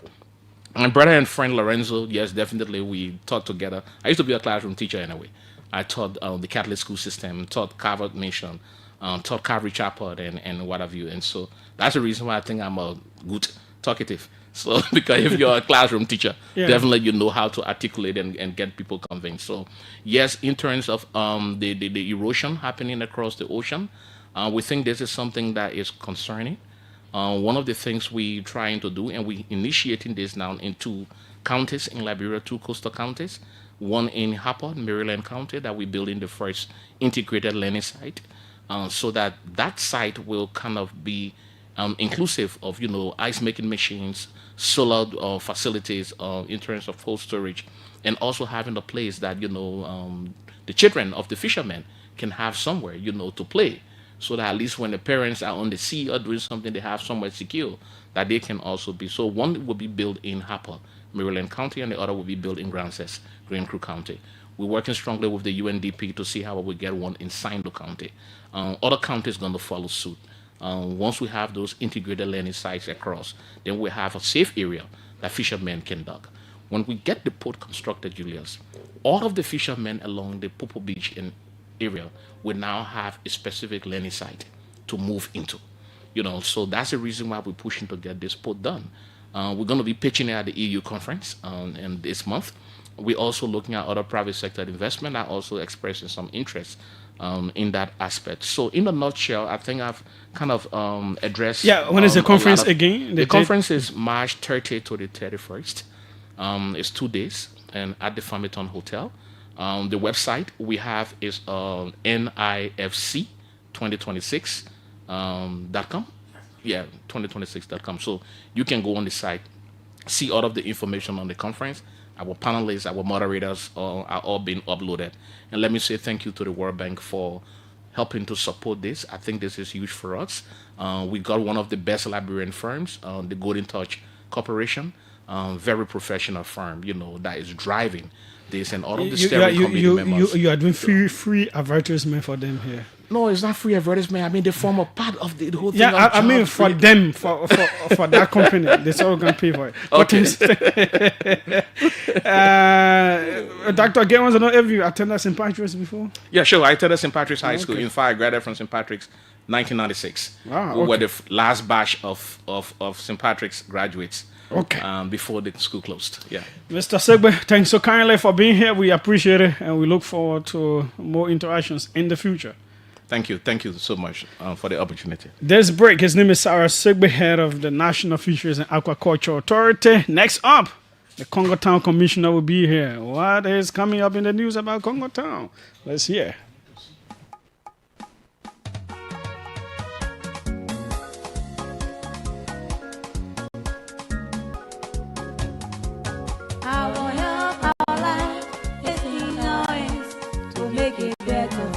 Let's work together. My people, hello. My name is Dr. Catherine Thomas Cooper. I'm the Chief Medical Officer of Liberia. I got good news for everyone. The government and the partners last year started to give malaria vaccine in 6 counties in Liberia in the southeast. We are now ready to carry the vaccine to the remaining 9 counties. My people, the malaria vaccine will be given to children from 5 months all the way up to 2 years. Our children will take the vaccine 4 different times to help reduce malaria from catching them fast and for them not to get sick with malaria. The vaccine is safe, available and free. No paying money for it. So let us carry our children to the clinic or the hospital for the malaria vaccine. When we carry our children to the clinic or hospital, the doctor people will tell you more about the malaria vaccine. My people, even when your children taking the malaria vaccine, we must always make sure that they sleep under the mosquito net everywhere and every night. Let us also remind you that when our children are taken to the clinic, we must make sure that we carry our baby vaccine card. Carry your 5-month-old children and your children less than 2 years old to the clinic or the hospital for malaria vaccine. The vaccine is safe, available and free. No paying money. This is a message from the Ministry of Health and her partner. And together we can have together. I become a person for my happiness. Is your car sick? Is your car having engine problem, wheel alignment, or air conditioning problems? Then, here's your solution. Here's the medication for your car. Automed's Garage on Gerda Street, opposite the Old General Ministry, is the right clinic for all your cars. With our local and international professional mechanic, we get your car back in good shape. Automed's Garage. We have a multi-spray booth that leaves your car sparkling, or Car Care Center, CCC, that takes care of your car interior and exterior. We get your car the modern rims and doors handle. Let's just say we pimp your ride. Make your car look modern at Automed's Garage on Gerda Street. We have a professional tire center that change your tire in no time. With our state-of-the-art diagnosing machine, we know exactly what's wrong with your car. No guessing. Our tow service is one of its kind. Tow your car for a reasonable amount if we won't fix your car. And for free if Automeds will service your car. Our prices are unbeatable and our customer service is outstanding. So whatever your cars need, call Automeds Garage on Gerda Street, opposite the Old General Ministry on 0555-535-307 or 0777-884-077. Automeds Garage. We care for your cars. I become a person for my happiness.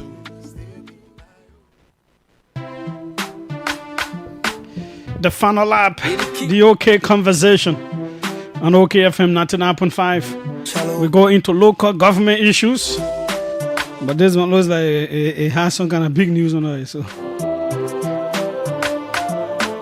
it's not too often you have commissioners appearing on major platforms. So we are grateful to this one that we call upon him. we were able to get him. We used to have one way back, the Saliva administration from Bannersville area, Johnsonville area. Let us start from any time. The old man was happy because I was winning time. They thought it would be easy and everything would be fine because she put I think his last name was Betty then. Yeah. She finished treating in the clan. Benin Hospital in South Africa. They were not fine. Okay. My name is Julius J. We have with us Congo Town Commissioner Edward Lahai. Welcome. Yeah, Julius, it's a great pleasure being on your platform, and I'm always pleased to be here to, discuss issue of local governance, most especially when it comes to, townships, because these are conversations that we normally don't get involved with on national stage, and so it's always a pleasure and I'm happy to be here. When you go in the interior like that, when they say commissioner, it's usually older people, an older person, but you are young. I know I hired you here when you were appointed way back and you started a job. But I still want to know what got you encouraged in the commissioner thing. It is not always, that a young man will want to accept to be commissioner. It is almost an old people thing. Too much problem. All day you judging case. Commissioner, like we go to the commissioner, we're going to the commissioner. So what encouraged you? I think, these are opportunities for us as young people to be able to at least change the narrative, So as I said, when I came here the last time, when a guy appointed, the key two things people will always talk about when they hear you were appointed as commissioner and say, man, how play you going? I can get my piece of land there. Or people got cases from the community and they are coming to you.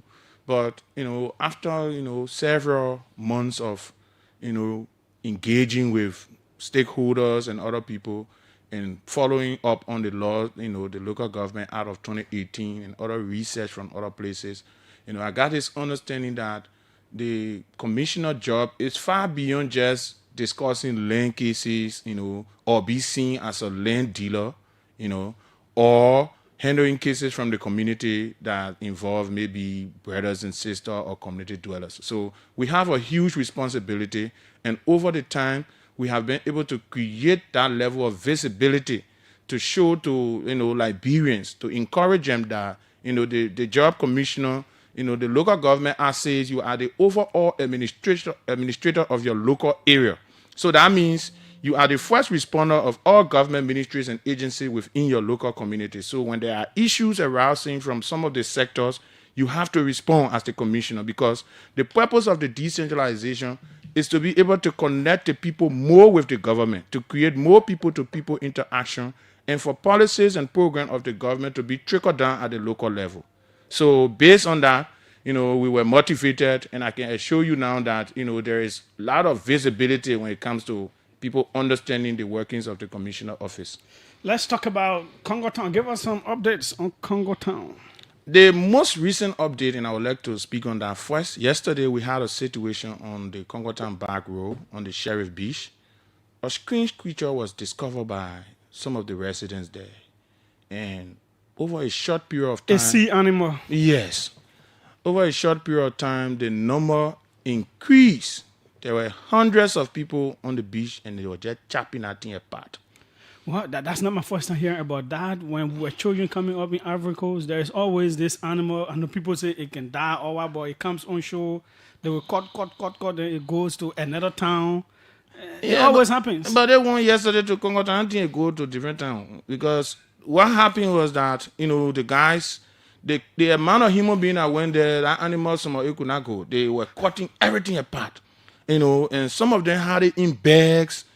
Some of them started to put it in big bowls, and they started saying, they think, we're not able to eat all, we're going to sell some. One of the reasons why we are discussing this particular issue is because sometimes when these kind of animals or creatures are discovered on the seashore or anywhere else, we need to also take into consideration the safety of the residents or the citizens when it comes to the consumption of said, species. So at least if the health practitioners and other relevant, agency, like the EPA. yeah, to go there and do some, check on it to make sure that it's safe for people to consume. Then, it's something that we can have a conversation about. But for this one, once it was discovered, it started to tear it apart, And yesterday, fortunately for me, I met somebody who bought some. They said they paid $200, and they tried cooking it, but the odor could not give them chance to even complete the cooking. They had to take it from the pot, put it in plastic, and throw it in the trash can. So I think the main reason we are discussing this is because of the safety issue of the people. So, yesterday we put up a message that those who will see, people selling screen fish or screen animal to them, they should not buy it, did you take picture of it?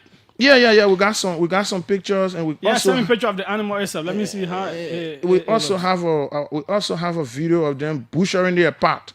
Oh. Yeah, it wasn't an easy thing. Do you think it is a whale? I don't want to assume that it's a whale. A lot of them say it was a whale, but I don't want to reach that conclusion. Yeah, so I don't want to reach that conclusion. It was not easy yesterday, and so we send that message out, and we hope that people will adhere to it, because we don't want a situation where you eat some kind of thing. Yeah, I was a child growing up, and a particular thing always happened. We used to hear that some animal came on shore, and the people can cut it. Then after some time, you can just go on. The waves can carry it back, and then dump it. But they went yesterday, and it could not go. Yeah, it could not go. They cut everything apart. Wow. Everything. So when you look at the picture, I just sent you some of the picture. When you look at the picture, you see some of the kids got a thing in a whole bag full. They got some line before the bag. There's also this video that I'm going to send you. You'll see them tearing it apart. Wow. Everybody trying to carry enough home. It's not easy. And some people taking it to go and sell. We're looking at the heavy rigs as well. So that's why we're cutting. I seen the sand on it. Yeah, that's why we're trying to send that message. Okay, what are the other updates before we go to other aspects? Okay, so beginning of the year, we were able to revamp the parking system within the township of Congo Town, because one of the critical issue is parking ordinance in our local area. So we're able to bring on a group, Restaurant, to help us to coordinate parking system. That alone was able to create employment opportunity for at least close to 26 people, and it's working both in various parts of the township, mainly Boulevard and the Oro. And also, normally when you're trying to drive through the Joba market to get out around the Catholic school to Nigerian house, sometimes there is this small traffic, marketeers are all on the road. So this gone Saturday, we engaged the market. Before Saturday, we engaged the market leadership, and they said, Commissioner, we got 300 table here free.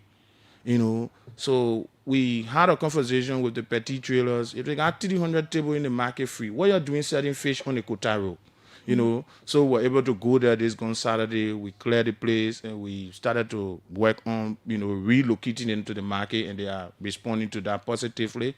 And we are making progress on that. Even today, a lot of them were able to, secure their table in the market, and they are moving in there. Also, we were able to create a hotline for the township. One of the challenges we have had over the time is that sometimes people want to communicate with the township, and there is this challenge of them reaching out to the township. So sometimes there are issues on the feed, there are emergencies in the community, and they want to reach out, and there is no way. So we were able to create a hotline for the township where if there are any issue, residents, business owner, and other people can just call on our hotline, and they will have emergency response. For now, we are operating our hotline between morning hours to 6 o'clock. We cannot run it for 24 hours because of capacity issue, but over time we'll look on making some improvement on that. And also we were able to create the office of the youth focal person so that we can improve our engagement with the young people. And Mr. Matthew Kekula was appointed in that role, and he has been doing very well.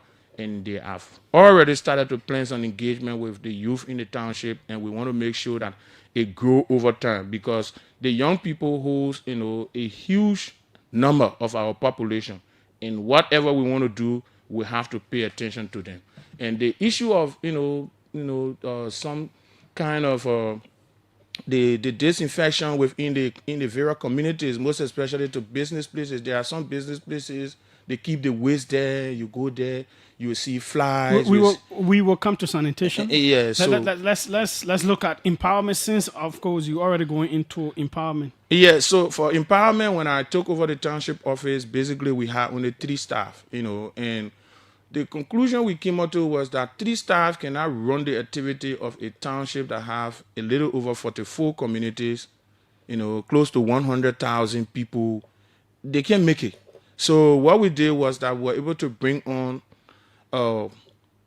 40 active staff within the township in administration, and then also we brought on, through our collaboration with the Moravia City Corporation, we brought on 30 additional people to do sanitation works within the township, including the township parking people. So closely. Are you paying them? We provide monthly compensation for them from our office. Because you said the last time I heard they paid a commissioner making, I was like, Yeah, we're still making that money. Yeah, we're still making that money. We make around $84 US and 6,000 Liberty. Yeah, we still make that money. But if you don't improve the workforce in the township, you will not be able to achieve a lot. Most especially when it comes to the issue of sanitation and other activities that you have to carry out, because you will need the manpower to move in to be able to resolve some of these issues. So we brought these people on because the local government Act 4.6 also gave the township the right to be able to collect unsourced revenue. So we explored, collecting unsourced revenue and other alternative revenue sources so that we can be able to maintain the office. So for the last, 1 year, 7 months we have been there. We have been, actively maintaining those people, and they are currently with us, actively involved with the township activities. Okay, good. Now, let's talk about education. Yeah, so on the issue of education, when we took over the township, one of the issues we have was the issue of capacity. The township, when you have only 3 staff, and the 3 staff you have taken off, allow the office to function. So also, I am the chairman of the Commissioner Council of Montserrat. I'm fully aware that a lot of the townships in Montserrat have at least between 3 to 5 staff when we got here in 2024. But, we had to change that narrative because 4 or 5 persons cannot run the township. Most of the township got 50,000, 100,000 people. They can't make it. So we decided to bring on people. Now, there are some positions that you will need to bring people who will have the technical know-how to be able to drive that, particular sector within the township appropriately. So we brought on some people, but when you don't have the resources to maintain high-level professionals, sometimes it becomes a challenge. They will come, they will provide some technical, advices to you, but over time they will say, "My man, you my own man, I'm helping you here, but I gotta go hustle." So then you have to deal with that issue. So over time, we were able to at least do our own in-house capacity building, brought on some technicians to train our staffs, and then also through our collaboration with the Moravia City Corporation, 2 of our staff had the opportunity to go to India on capacity building programs, and also the Chinese embassy offered another 2 slots for China. So basically last year we had 4 international capacity building, a program for 4 of our staffs, including myself. And then we did our own local capacity building with some of the professional educational groups in the townships, and they were able to provide some knowledge to our staff, and it have improved service delivery at the level of the township. So also on the issue of education, when the school year was about to begin, we set up a small team to visit, most especially the public schools. So a lot of the public schools they visited, the report they brought was that some of the public schools, when you go there, you will see a lot of the students still got plastic bag with 1 copybook, 1 pencil. It was a challenging situation for them because that 1 copybook have to take all the notes. So with that, we were able to reach out to some of our friends, we were able to lobby, and we were able to get some copybooks, and we were able to get at least 50 book bags, and we moved in there, and we were able to impact at least over 300 students. Currently, we have some students who are on the township vocational scholarship, academic scholarship, and we are making these impacts because as the local structure, it is also our responsibility to make sure that the community feels the impact of the government. If all of the local government structures around Liberia start to make some positive impact in all of the sectors, based on the kind of empowerment they will receive, it will help to transform our country faster, and we will make progress in a very short period of time. And that is why it will be good for resources to trigger down to local government. That is one of the key messages that we continue to push for, because, and we are very happy that based on the transformation, to the transition into the Ministry of Local Government, we are also informed that there will be some reduction in the amount of cities and townships, because if you have all of these cities and townships and there is no trickle-down effect of resources to help them to effectively execute their function, then there is a problem. So we are looking forward to that reduction, and we hope that in the near future, townships, cities can be supported through the national government and other means, so that we can have the government activities very active in all parts of the country. When I took over New Day, I had an interaction with the Ghanaian ambassador to Liberia, and they had a conversation with me about how their own local government structure works. So they have this specific account where, according to them, all the local fees from the various local areas go to that account, and during a certain period in the year, they will have this general local government assembly, and most of the local government or all of the local government structure will submit a development plan, and through that particular account, they will support those development plans. So some people will prioritize roads, some people will prioritize education, some people will prioritize health. So when you go and you start to make impact in all parts of the country, it helps to transform the country very faster. So for me, I believe some of the countries around us that are doing very well is because they prioritize the localization and the decentralization and the active functioning of those decentralized sector of the country to make sure that government programs and policy projects are implemented to transform the country effectively. Okay. Now, sanitation. Sanitation is one of the crucial jobs that we have as local government structures. And that is why, we have to take key attention to sanitation. When you look at the pillars of the national government arrest agenda, sanitation is in there. So you have roads, public work is controlling roads, and the government is supporting them heavily on the execution of creating more roads. You have education, the Ministry of Education is supporting that, the Ministry of Education controls that, and they are supported heavily. When it comes to sanitation, there is no specific government institution or agency that is tied to. So we believe that that's supposed to be, pushed on to the various cities and the township for execution. So based on the resources that will be placed in there for sanitation, the various cities and the townships can work together to improve the issue of sanitation. What we are doing is just to make sure to maintain a certain level of sanity in various parts of the city, and the townships that are in urban Maserado. But we still have a lot of challenge when it comes to the issue of sanitation, because first of all, you go today, you clear the dirt, and you put the dirt somewhere, the dirt get stockpiled up. We need to transition to the point where we will start to do some recycling on some of the waste. We can continue to compare the waste, and we not use the waste. In a Western countries, you don't put all together. You put the recyclable ones somewhere in a different plastic with a different color. Yeah. Then you put the food waste in something else. Yes. And then the other waste. Yes. Fortunately for me, last year I had the opportunity to go to China, and I saw some trucks is written on the food waste. So that truck is only responsible to collect food waste. Yeah. Yeah. So we need to transition to that state. But it will require resources, it will also require awareness, and it will also require citizens' participation. Citizens have to also be responsible to understand that their environment needs to be clean.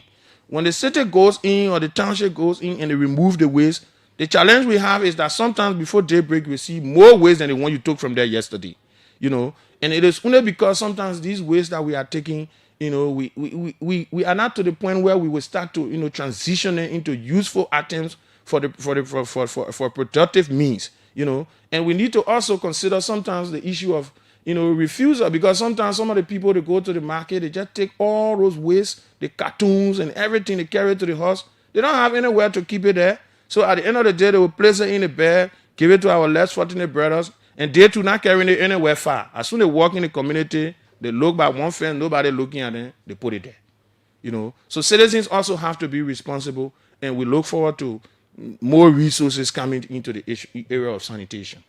This is the OK Conversation on OKFM 99.5. We are hosting Edward Lahai, Commissioner of the Township of Congo Town in Monrovia.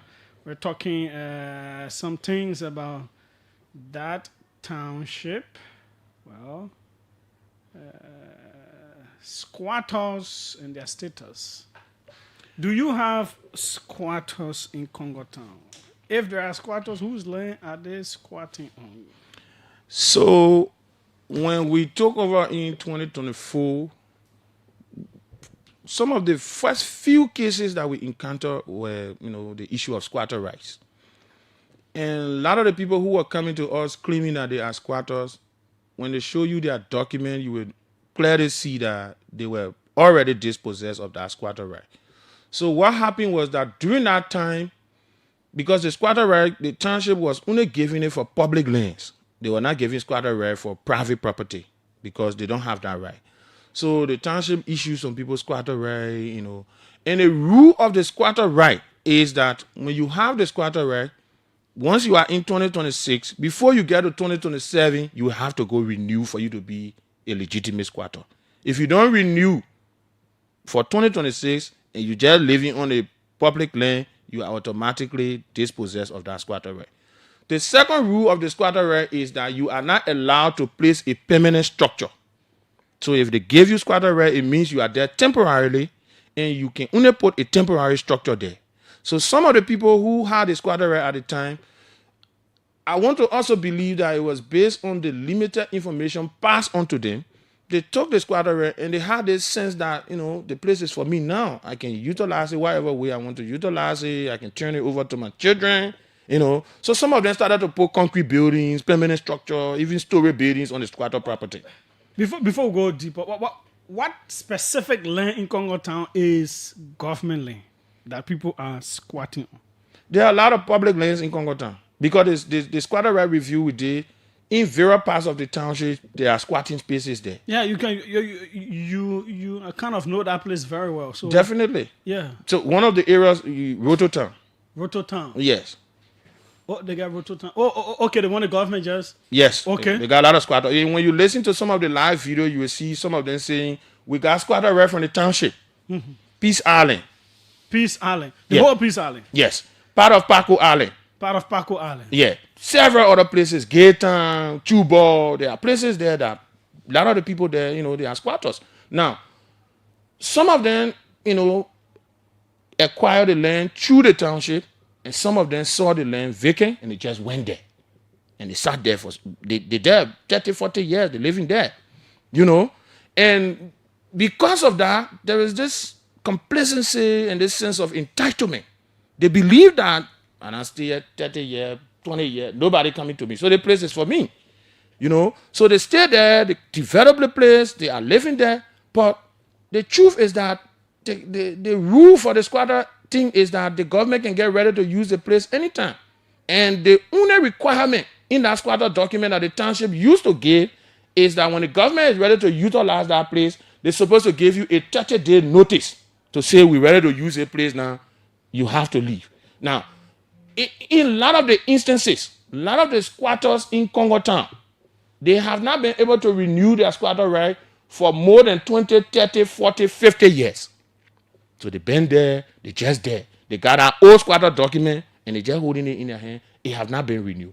In that case, if the government is ready to utilize that place, you already owe the government, because at first they used to take only 1,000 liberty from them a year. For you to be there for the whole year, you just pay 1,000. At a certain point in time, they increased it to 2,500. So if you are paying 1,000 and you don't pay for 50 years, that means you owe the government 50,000 liberty. Mm-hmm. So the government can come for the place, then you and them be discussing debt again. So the government says, even though you owe us, but we're ready to use the place now. And the rule on the paper we gave you says, we're just supposed to give you 30-day notice for you to relocate for us to use this place. Now, one of the messages that we want to send to those who are squatting in public lands is that you have to first of all consider that it is not a private space for you. The owner can get ready for it anytime.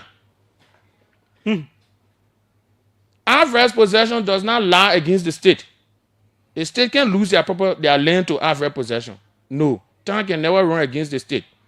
So no matter you stay there 200 years, 300 years, 400 years. The day the government get ready, the government can take it from you. Are you sensing or have you received information that the government may be ready for some of those lands? No. The government has not given a clear information on some of the lands that they will be ready for or whether they are ready for those lands or not. Now, the issue is the government is now involved with opening roads. Currently, as I speak with you, there is a team in Paco Island, the Ministry of Public Work, the community leadership, and a representative from my office. They are having conversation with houses that were marked. Some of them are private property.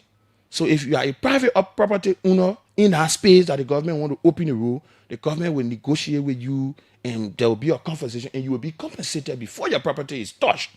Okay. Now, if you are a squatter in that space, most especially if you are a illegitimate squatter, then the conversation will be very easy.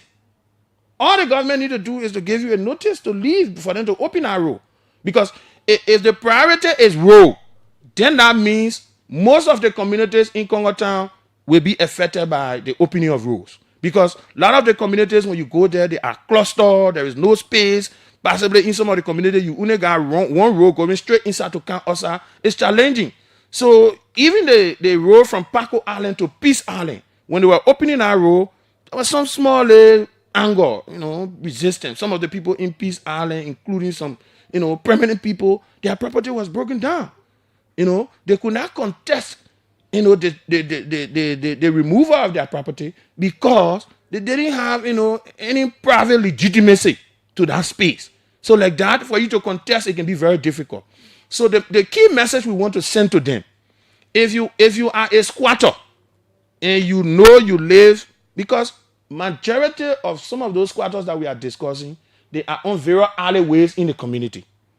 So if you are a squatter and you are in the alleyway, right now, the government is prioritizing creating accessibility in all parts of the country. If the government comes there to open a road, then you will have to give way. That's the truth. We cannot sugarcoat that. You understand? Even the wetland, the executive order number 143, they say nobody should tamper with the wetland. The environmental law section 75, they say nobody should tamper with the wetland. But it will shock you to know, even the Paco Island, Peace Island corridor that they are opening, citizens are now jumping in the swamp and putting stake there and say that my spot here. To go build there. They come and start encroaching on it very soon if we are not careful. So sometimes when they start doing the construction in the day, when you go there, you stop them, they will wait for you to go to bed. They say the commissioner can sleep. Once the commissioner go to bed, sometimes in the night, I have seen a situation where a guy was putting in with trucks at 2, 3 o'clock in the night. I had to communicate with the EPA. The EPA came there the next day. They barricaded the area. Once you leave, they melt. So there are some people who will deliberately refuse to adhere to the rules when it comes to some of these things. And in a case where now the government ready to use the place, when the government coming there, then they say, oh, the government breaking our property down. But if you are a squatter, then you have to be fair. Because you have utilized that space for 30, 40 years. Some of the people live on those places and they got compounds in other parts of the country. So if you are in that situation, what we are encouraging them to do now is to make full disclosure. You have to make full disclosure. If the government How and what is the full disclosure they need to make? Now, if the government is aware that you are occupying their property, it's far better than for you to just be there and they don't know. So we are saying to you, once you are in those spaces, you know very well you are a squatter. You need to come to the township or the city for which that squatting property is in, inform the authority there so that they can work along with the land authority. If it is a temporary legitimacy they will give you, they can give it to you. The government also have the right to determine whether they want to convey their public land to private individual. If that is the case, they can also do that with you. But you cannot be there, with the mindset that this is my property, and at the end of the day, when the time comes for the government to utilize the space, you are not the rightful owner, and then it start being, argument where people start going back and forth, So we want to create this early awareness because we believe that some of the reason why people are protesting some of these things is because there were not a lot of information. So we want to provide the information early to all of the squatters, whether you are legitimate or you are illegitimate. we want to inform you, this is the time for you to disclose your status. Inform the government, work along with the government so that the government know you there. So the day where they're ready to use that place, they can sit down with you to have a conversation because they kept you there. His name is Edward Lahai, Commissioner Township of Congo Town. We want to open the lines. Before we do so, any other thing from the township? At least we've been able to hear about Congo Town. That's a good thing. Yeah. Yeah. So another thing is, there's this question because someone called me I think once or twice. What is the role of your office when people are going to survey land? Do they pay certain fees to the township or what? So we have this collaboration with the Liberal Land Authority. So you will go to the Liberal Land Authority, you will get your survey notice. You will have to bring copy of that survey notice to our office, and then we will designate one of our staff to be on the survey site. Now, in some instances, there are people who can just go to do their own survey notice. They don't get survey lesson number, nothing. They won't go do survey. In that instant, when we notice it, we stop the survey and we immediately communicate with the Liberal Land Authority. And at the end of the day, that person will have to go find a lesson surveyor to do that survey. In the case of coming to your office, do they pay any fees? In most of the instances, sometimes they just drop the notice and they are gone. No, but what is the requirement? Are they supposed to pay certain fees to the township since I've before been there, the survey? No, since I've been there, nobody have paid a fee to do any survey. No, that is still not the question. Or that's not the answer to the question. Are they required by procedure when they alert your office about the survey? Are they required to pay certain fees before the survey is done in the township? No, we had a challenge with that because when they go to land authority, they already deal with everything there. And the purpose for us being over there is to help to coordinate the land authority activity. Good. So I am asking, are they not supposed to pay some kind of fees to the township for the survey that will be done? Currently, we have not set up a specific, guideline for people to pay fees when it comes to the issue of survey. Okay. So a lot of the surveys that people do, sometimes you'll see they just can't bring, the survey notice, they leave it to the office, they're gone. We now have to follow up with the surveyor. In most instances, I will have to be calling to the Liberal Land Authority. So like that is a little bit tough. But so does the land authority remit some fees to the township? No. And let me say this. So you're doing that work, they're free? Now, this is something that we have to look at. Okay? The president of the Republic of Liberia was very kind enough to take some of his power and give it to people. Somebody like me, the president takes some of his power. He said, my man, you take it, sit down in Congo Town. Now, the challenge we have is that some of the heads of agencies and ministries or some of their staffs, they believe that they're not supposed to cooperate or collaborate with the township. In that case, you're making your own job difficult. Because you're not able to be in all parts of the country at the same time. It's not possible. So the reason they put us here is for us to coordinate with you, collaborate, to be able to make sure that service delivery at all levels of the country is accessible.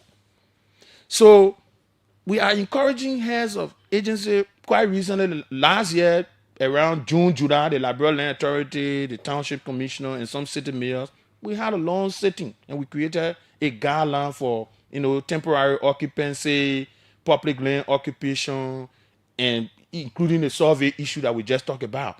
So that guideline will start to take full effect by this year.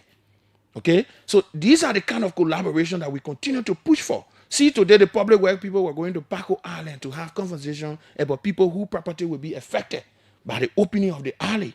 They call me. They say, Commissioner, you need to send somebody.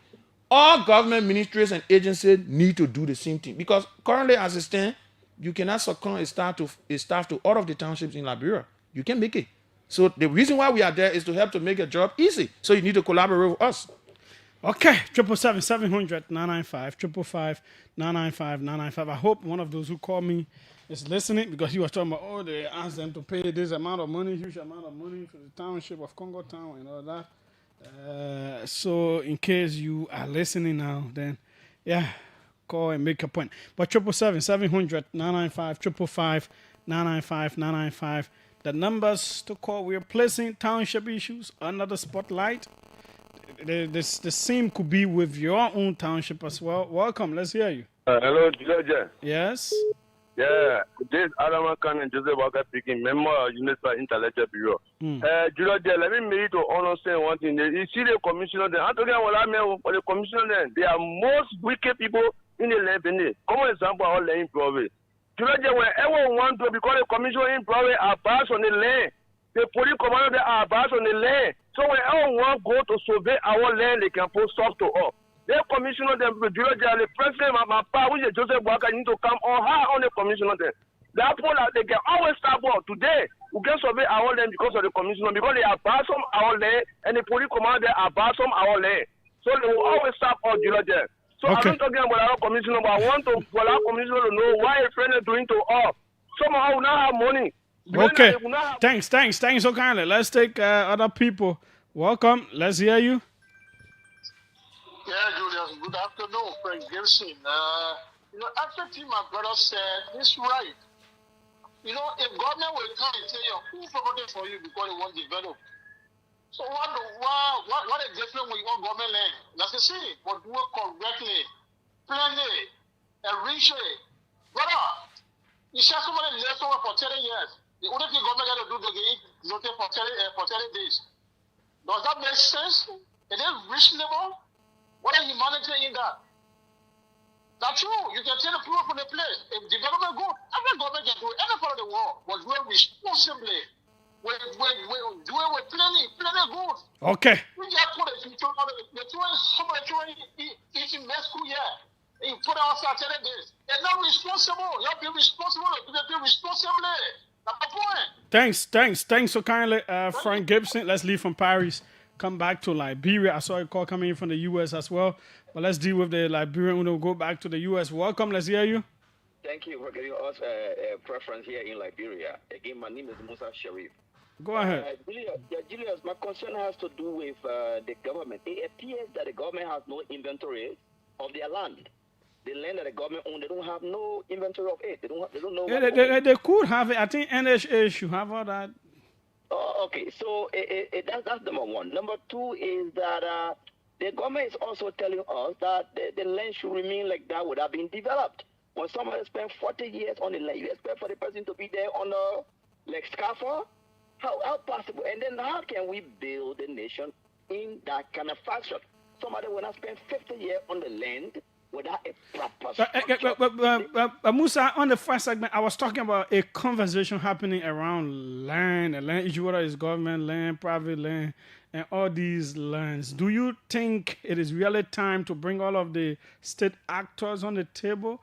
How long can a government land be somewhere uninhabited and all those kinds of stuff? Exactly. How long can a government own a land without being developed? In fact, the government is a richer entity. So how can the government own a land for such a long period of time without being developed? And the private citizen that gone there and obtained the land through whatever means they got the land, and you're telling them not to develop the land? No, the government in this case is not right. The government is not helping to bring in good infrastructure in this country. And then let the government leave the people alone. Go and negotiate with the people, re-deed the people, have the people deeded so they can develop those environments. The government owns nothing. The people own everything. The people are the government. Okay. So let's understand this. Government, are the people. Without the people, there's no government.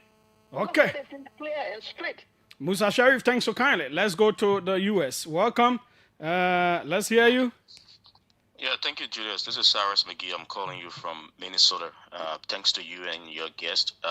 These are information that our people will need to get. I took key interest in the issue of the squatter rights he explained about. He provided several different information that people do not even know as it relates to squatter rights.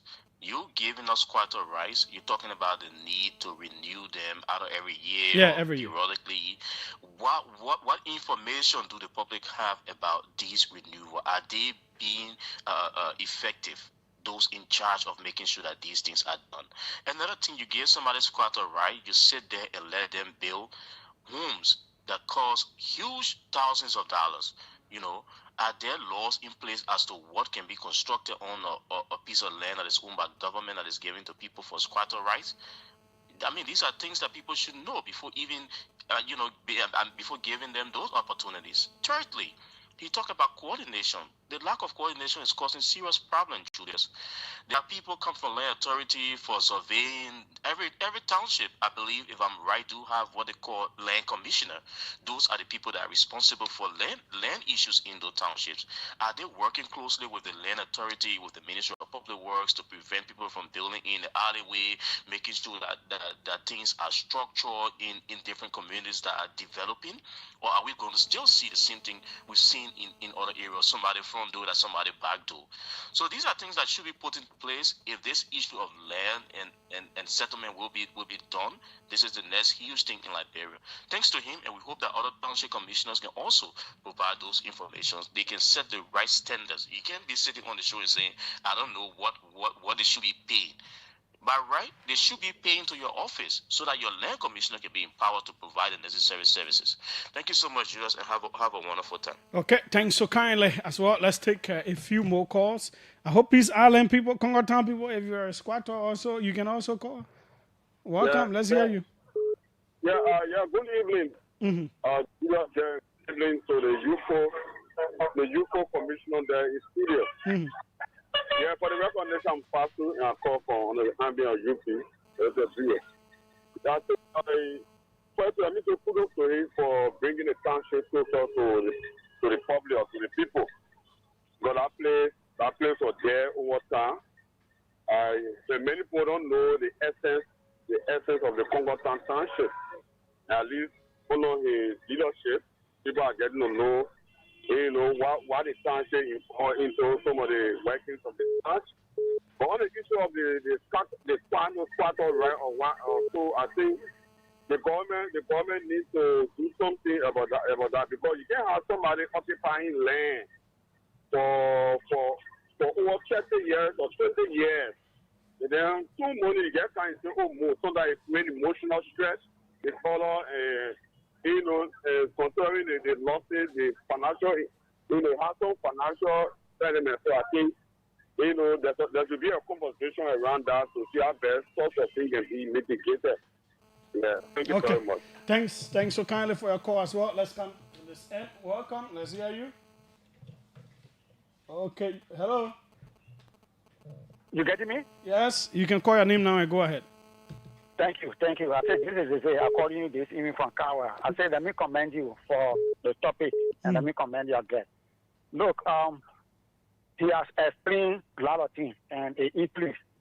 But just how most of the callers said, so in our country, a lot of things is happening. And most of the things we blame government because they control every one of us.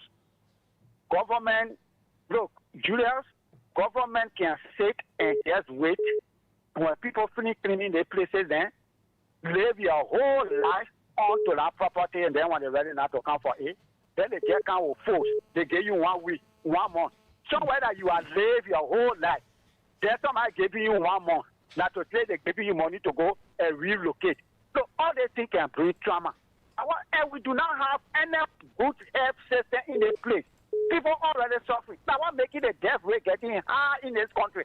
So we need to be careful. And that commissioner, the way you asking that question, he drank it more than 3 times. He answered it correctly. Most of the commissioner, they can collect money.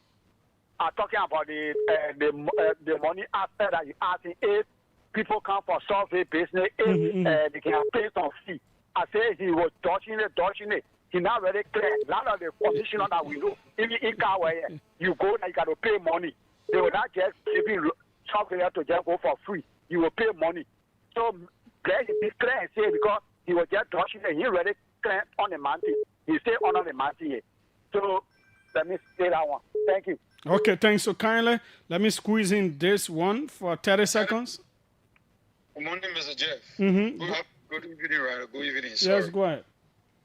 Yeah, thank you. And thank you to the commissioner. He's one of the hard-working commissioners. But my name is Steve Kennedy, and I want to disabuse the public mind that those different commissioners are involved into land theft. Some maybe it was doing back in the days, but currently the different commissioners are helping the land authority, bringing the land authority at speed, how to, because if you want, if you are squatting, what we call temporary land use, if you have that permit, you have to come at the land authority to write the chairperson. The chairperson will then attention that letter to the commissioner for land use, and that letter will be attention to the director for public land vetting, and the person will go there and establish whether or not that land is for government and it is not incumbent upon and it is free from everything.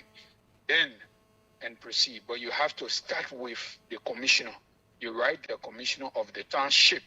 The commissioner and the township and the director of vetting will go there and do a exclusive vetting on that property. After that, you will write the chairperson. The chairperson again will send you along with surveyor. Because of time, we have the news coming. I've been beyond our land authority there. I don't know for how long now for you to come on the show. You can work on. So you can pay for airtime. Thank you. See, that I was small sure you're coming you to explain all your processes. You're I'm catching it. The man enjoying inside. Yeah, we guys wrap up the next 1 minute. Yeah, so I agree with all of the callers. All of the points they struck are very important. We as government must, be able to put certain things in place. So one of the message that I want to send to them is that if it was not happening before, it doesn't mean it can't happen now. Mm-hmm. So we have taken on the responsibility to create that awareness, and as the medium person between central government ministries and agencies and our people, we are making this awareness so that our people can come to us, so that we can engage the Liberal Land Authority, so that we'll be able to improve on their status on those areas. Because we don't want them to be vulnerable. The issue of vulnerability needs to be squashed out. Okay. We cannot allow our people to sit in a place where they are not protected. So part of why we are here to provide this information is to make sure that and Julius, before I leave, I will leave one of the squatting documents with you. Okay. The document they receive is very clear, right? All we need to do is to make sure we improve on their status and make sure they are in good standing with the government. But the paper they receive, that paper says, that's why they say you must renew every year. So if you say that you're not renew, how they will know you even there? And the infantry issue, based on the passage of the Liberal Land Right Act, they said after 36 months, they were going to do an infantry, right? The Liberal Land Authority is currently working on doing that infantry. Okay. So when the Liberal Land Authority start doing the infantry and they notice that government land, you think that the argument we're supposed to be making? No, we cannot make that argument. We need to sit down with the Liberal Land Authority and work along with them to make sure our people's status are improved in those squatting areas. His name is Edward Lahai, Commissioner of the Township of Congo Town. My name is Julius J. Tomorrow is Armed Forces Day. Enjoy your day. We are out. I'll be back here on Monday. Yeah.